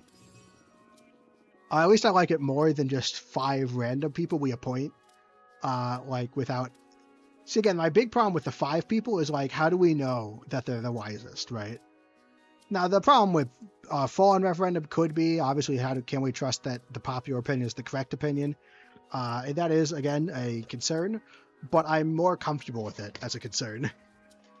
It's feasible since the covenant has less than 100 members right now. Oh, yeah. Also, we have enough people that's feasible, so that's good. Or small enough. There won't be a law for all should be so solved amicably between the affected parties. Is that a bit needed? What if they can't reach an agreement? That's true. What does happen? We'll submit the case to the arbitrage office. I don't see why we need additional forces if we have the magical pact already. That's a good point. We do already have the arbitrage office. I see. I do like these. Fine, though, I thought there won't be any forbidden arts. I believe that banning things negates temptation. It's better to share knowledge and educate wishes about civilization. Now that I agree with. Free access to education. Then about mortal affairs. And we should cut all ties with mortals. It may seem radical, but I believe we are way too privileged to dare tamper with human lives. I say leave them be. We have a whole universe to toy with. As for witch use, instead of asphyxiating quarterly controls, I say we set a magical tax to pool resources for the coven. Oh shoot, taxes. Any witch could go about her life however she wants, provided she shares a proportional part of the mana she draws from the cosmos. Use those reasons to help newcomers or any sister in need, or develop some ambitious communal project. No, and I'm fine with this. This is okay. Hey, so, and what about devouring or freeing Adana's corpse? Oh shit, you are well informed. I almost forgot about that. Apparently there's a lot of magic stored inside the corpse of a witch. If we literally eat her, we'll all become more powerful. If we free her magic, a lot of women will be able to assemble and become witches. We could almost double our numbers. Maybe we should share magic with the universe. We may become more powerful should we devour her. But there's a special strength hidden in diversity. That's true. That being said, you literally said 5 seconds ago that your referendum only works because there's only a small amount of people in the coven. Other than that, I really like this system. Oh boy. More point of view on the clash of new wills will go us grow in new and more interesting ways. For sounds on my stance, so are you with me? Okay, so pros and cons. Pros, this is pretty nice on most things, right? I can nitpick all day, but like I'm liking this party. You know. Cons. If we say, oh yeah, cons, we kind of just did like a really like. It's not that we didn't like Jasmine's. I like this one more though, right? I prefer the only thing is I do think we should. I'm worried about just allowing a bunch of new witches because again, your judgment referenda system works because there's a small amount of people, right? So it doesn't become a problem. Like she literally says, this works because we have less than 100 people. I guess as long as we don't have more than 100, technically she's not breaking her own statement. But like, yeah, I'm concerned. I think the magical tax makes sense, right? It's not as free form, but like, you know, it's fine. I mean, it's still fairly freeing. And I get her saying cut her off ties. I'm not. Cut off ties is extreme because, like, you know. But I get it. Check to want my thoughts. No, we're gonna wait. Yeah, I'll check Discord after the stream. Ah, shoot, man. Fiona's gonna be so disappointed she missed the part where I had the ability to endorse, to change the government. I like Dahlia. I like her policies a lot. Don't want to influence you. You don't want to influence your own decision. No, I'm fine with you influencing it. I actually don't care about influence. Because, you know, chat's a thing. And, like, look, the only time I was annoyed with Turkey is that when Turkey influenced Turkey influenced it with something that was something I could not have, like, he influenced it with spoilers. And B, they weren't even correct. So I made a decision based off bad information. An opinion isn't that. It's also a tad heavy. Again, share whatever you can share whatever I mean, I'll read it after the stream no matter what. But you can share whatever you feel is. I mean, it's up to you. Right. Are you with me? I was painfully con. I might make the choice before you get the chance, because, like, on the one hand, I don't really want to go neutral route, but on the other hand, I feel really bad. Read it after stream. Okay. I feel really bad about being like, I just don't want to get into politics, and then hearing Dolly's like, yeah, I want to get into politics. Oh my gosh, I really want to do this one.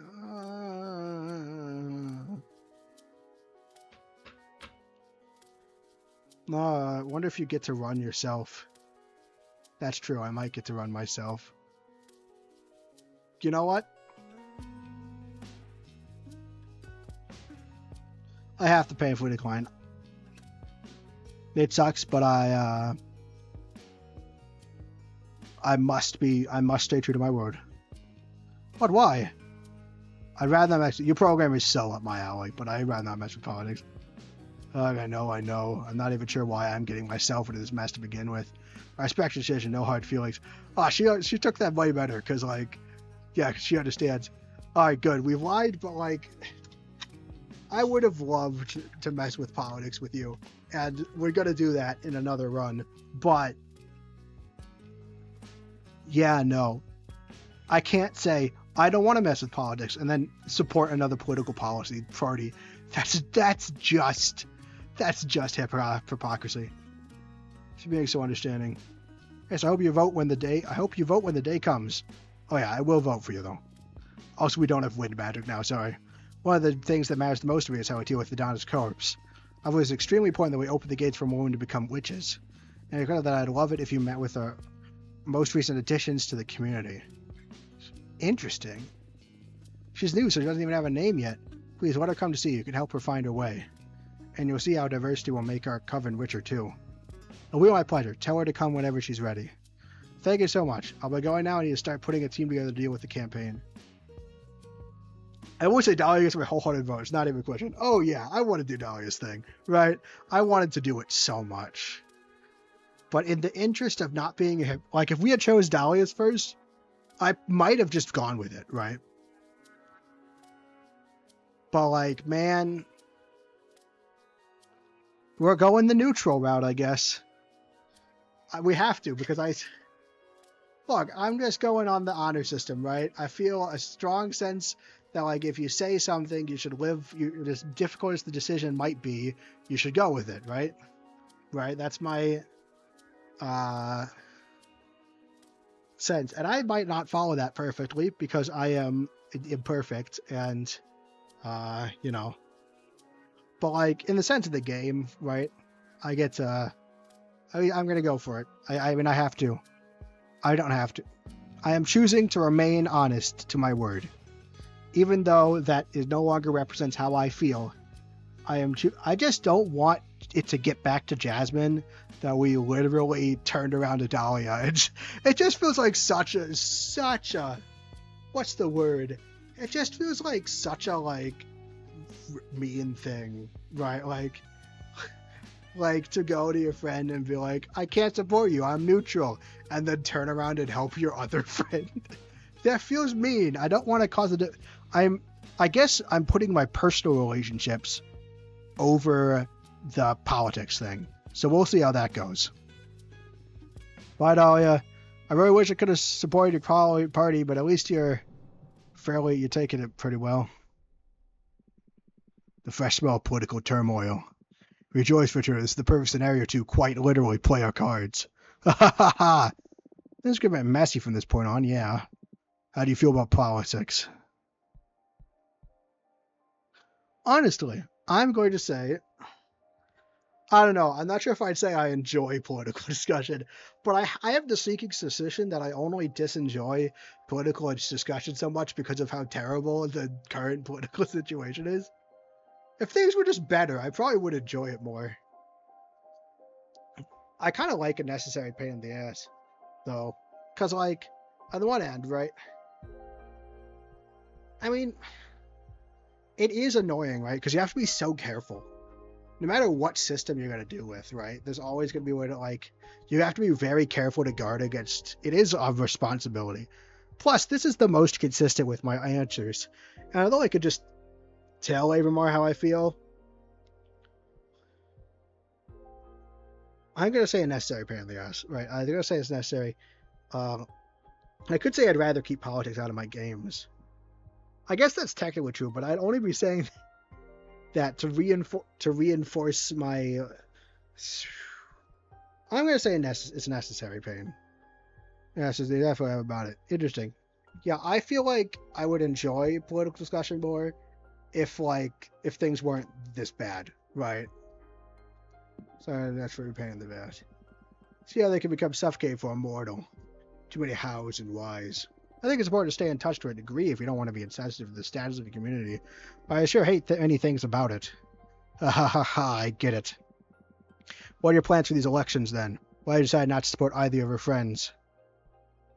I think I would make a better leader. Don't want to have anything to do with politics. It's their own fight. I mean, I don't want to pick sides. It's probably the most accurate, right? We did it because we didn't want... I did it because I wanted to hear both sides. But then I couldn't hear both sides. So, annoyed that I couldn't hear both sides, I just picked... and then I didn't want to hurt... and then I didn't want to say... It was like I wasn't given an option that was true, right? That was the big problem, right? They were both had options. I wasn't given an option that I felt was true. So I chose the one that led to the least lying. Unfortunately, then, to keep myself consistent with the least lying option, I had to make another lie when I had a more true option. That's not one of the options here, so I'm going to say I don't want to pick sides. Neutrality is the flag of cowards. I know, sorry. It's not like that. It is a little like that, fortunately. Matter's too delicate to risk our friendship over it. I'm not saying that neutrality, I'm not saying I'm a coward. I'm just saying that I prefer our friendship over how the coven works out. That's reasonable, I think. I'd rather wish them luck and vote for whoever I prefer at the end of the race. I see, I can respect that. Yeah, you can alright, good. I'm curious about one thing. Why didn't you tell any of your friends about the true nature of your divination? You know, the little detail about being a writer and not a reader? I'm scared. I'm scared about how they would react. But I'm also afraid of myself. I'm still figuring out what this rediscovered new power means and what to do about it. I don't feel any different, but the pressure is immeasurable. I see. I am afraid too. But I'm here with you. I can help you get through this, Fortuna. Whoa, are you so afraid that you're desperate to get on my good side? You wish, witch. Jokes aside, I already told you this is the first time I've ever encountered throughout my many existence something that truly terrifies me. But I'm starting to enjoy that feeling. Makes me feel alive. I wouldn't mind partaking in that thrill. Why don't you write yourself some courage?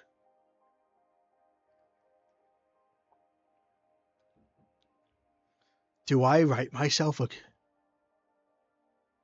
Oh, this is such a bad idea. But we need more air energy. We really need more air. Whoops. Oh, no. Wait. I'll just pull on your leg. This is too risky. What if you draw a card ripe with fire magic and you end up in a bad place? I need wind. You're right. I need wind. I still shouldn't be afraid of the deck. I'll do it. Aren't you afraid of the consequences? Of course, but if I let fear dictate my actions, I will never have wind. I will never have purple. I will never have summoned you to begin with. You may be right. What exactly are you planning to ask, anyway? More of a request than a question. I want to demand that the deck submit to my will. Oh, this can only go well. This can only end great. It's not like I'll ever stop using it, so I'd better tame it. You sure are something else. Let's see how this gamble of yours plays out.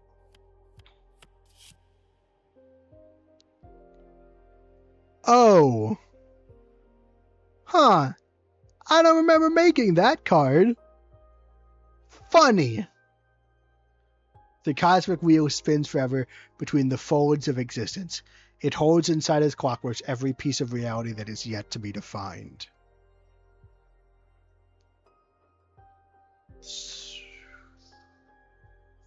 Water, air, earth, fire. The eyes on the wheel.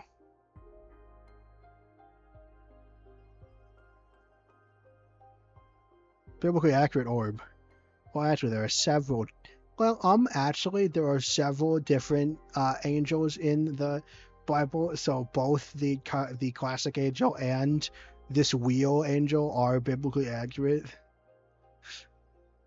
Actually, I'm pretty sure the wheel ones, like the ones with the wheels and the eyes, are like the wheel. They're like the actual just the wheels of God's chariot. I think, if I remember right. I might be wrong.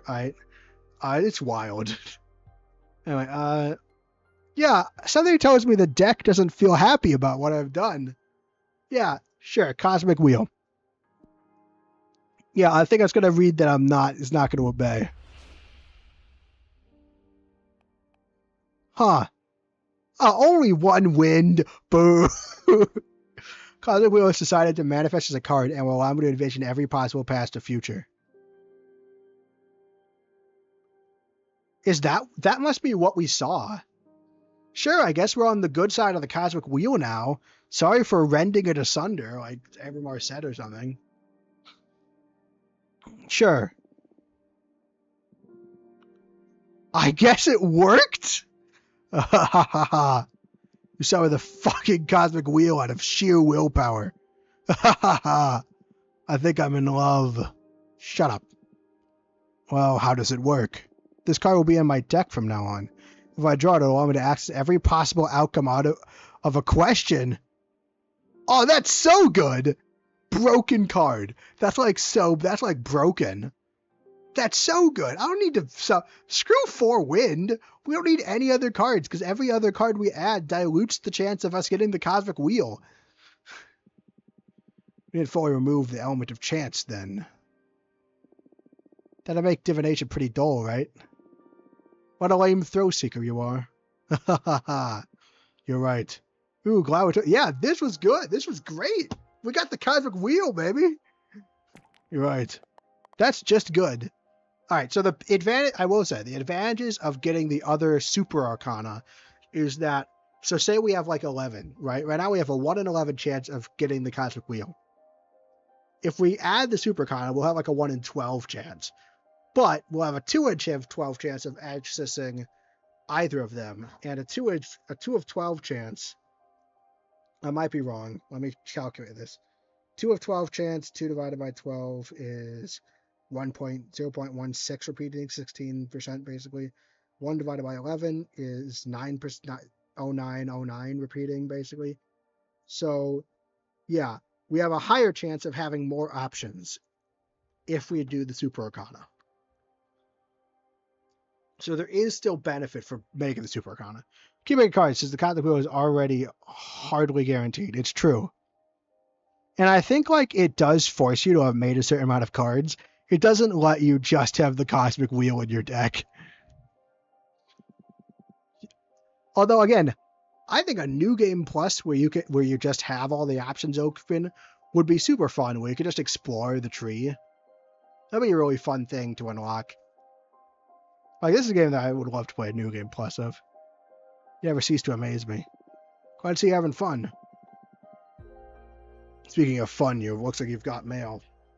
Oh. No, that's good. That's just unequivocally good. For the attention of Witch Fortuna, our college has asked me to meet with you to explain the advantage of devouring Adana and becoming stronger as a group.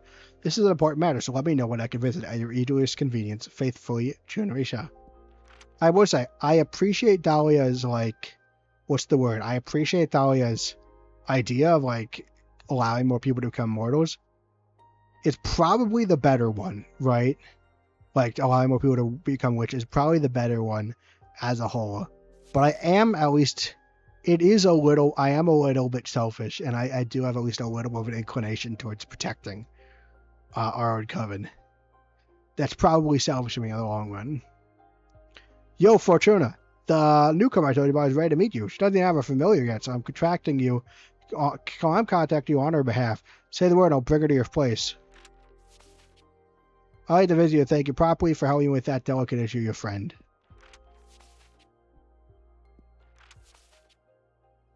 I gotta go. It's midnight. It's almost midnight. We just summoned the cosmic wheel. Yeah, we just summoned the cosmic wheel. So, crazy. I didn't do as many squealings, but like this was a crazy episode. I think we're gonna have to be done though. We read all the books. We summoned the cosmic wheel. And now we have a choice, right? Well, we just have to hear everyone out at this point. But yeah, sadly, I can't go with Dahlia's option because I'm keeping to my own word. But you know what? Things are as they are. I have to long drive tomorrow, so I'm glad to go to bed too. Yeah, have a good drive. You're driving back to Illinois, I'm assuming. But yeah, thanks for watching, everyone. There's a Discord in the description as well as a Twitter, and thanks for flying with the Flightship.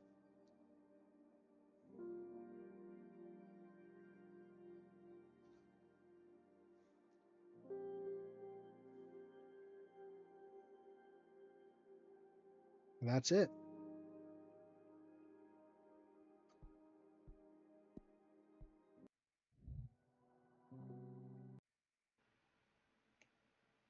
Goodbye, my friends.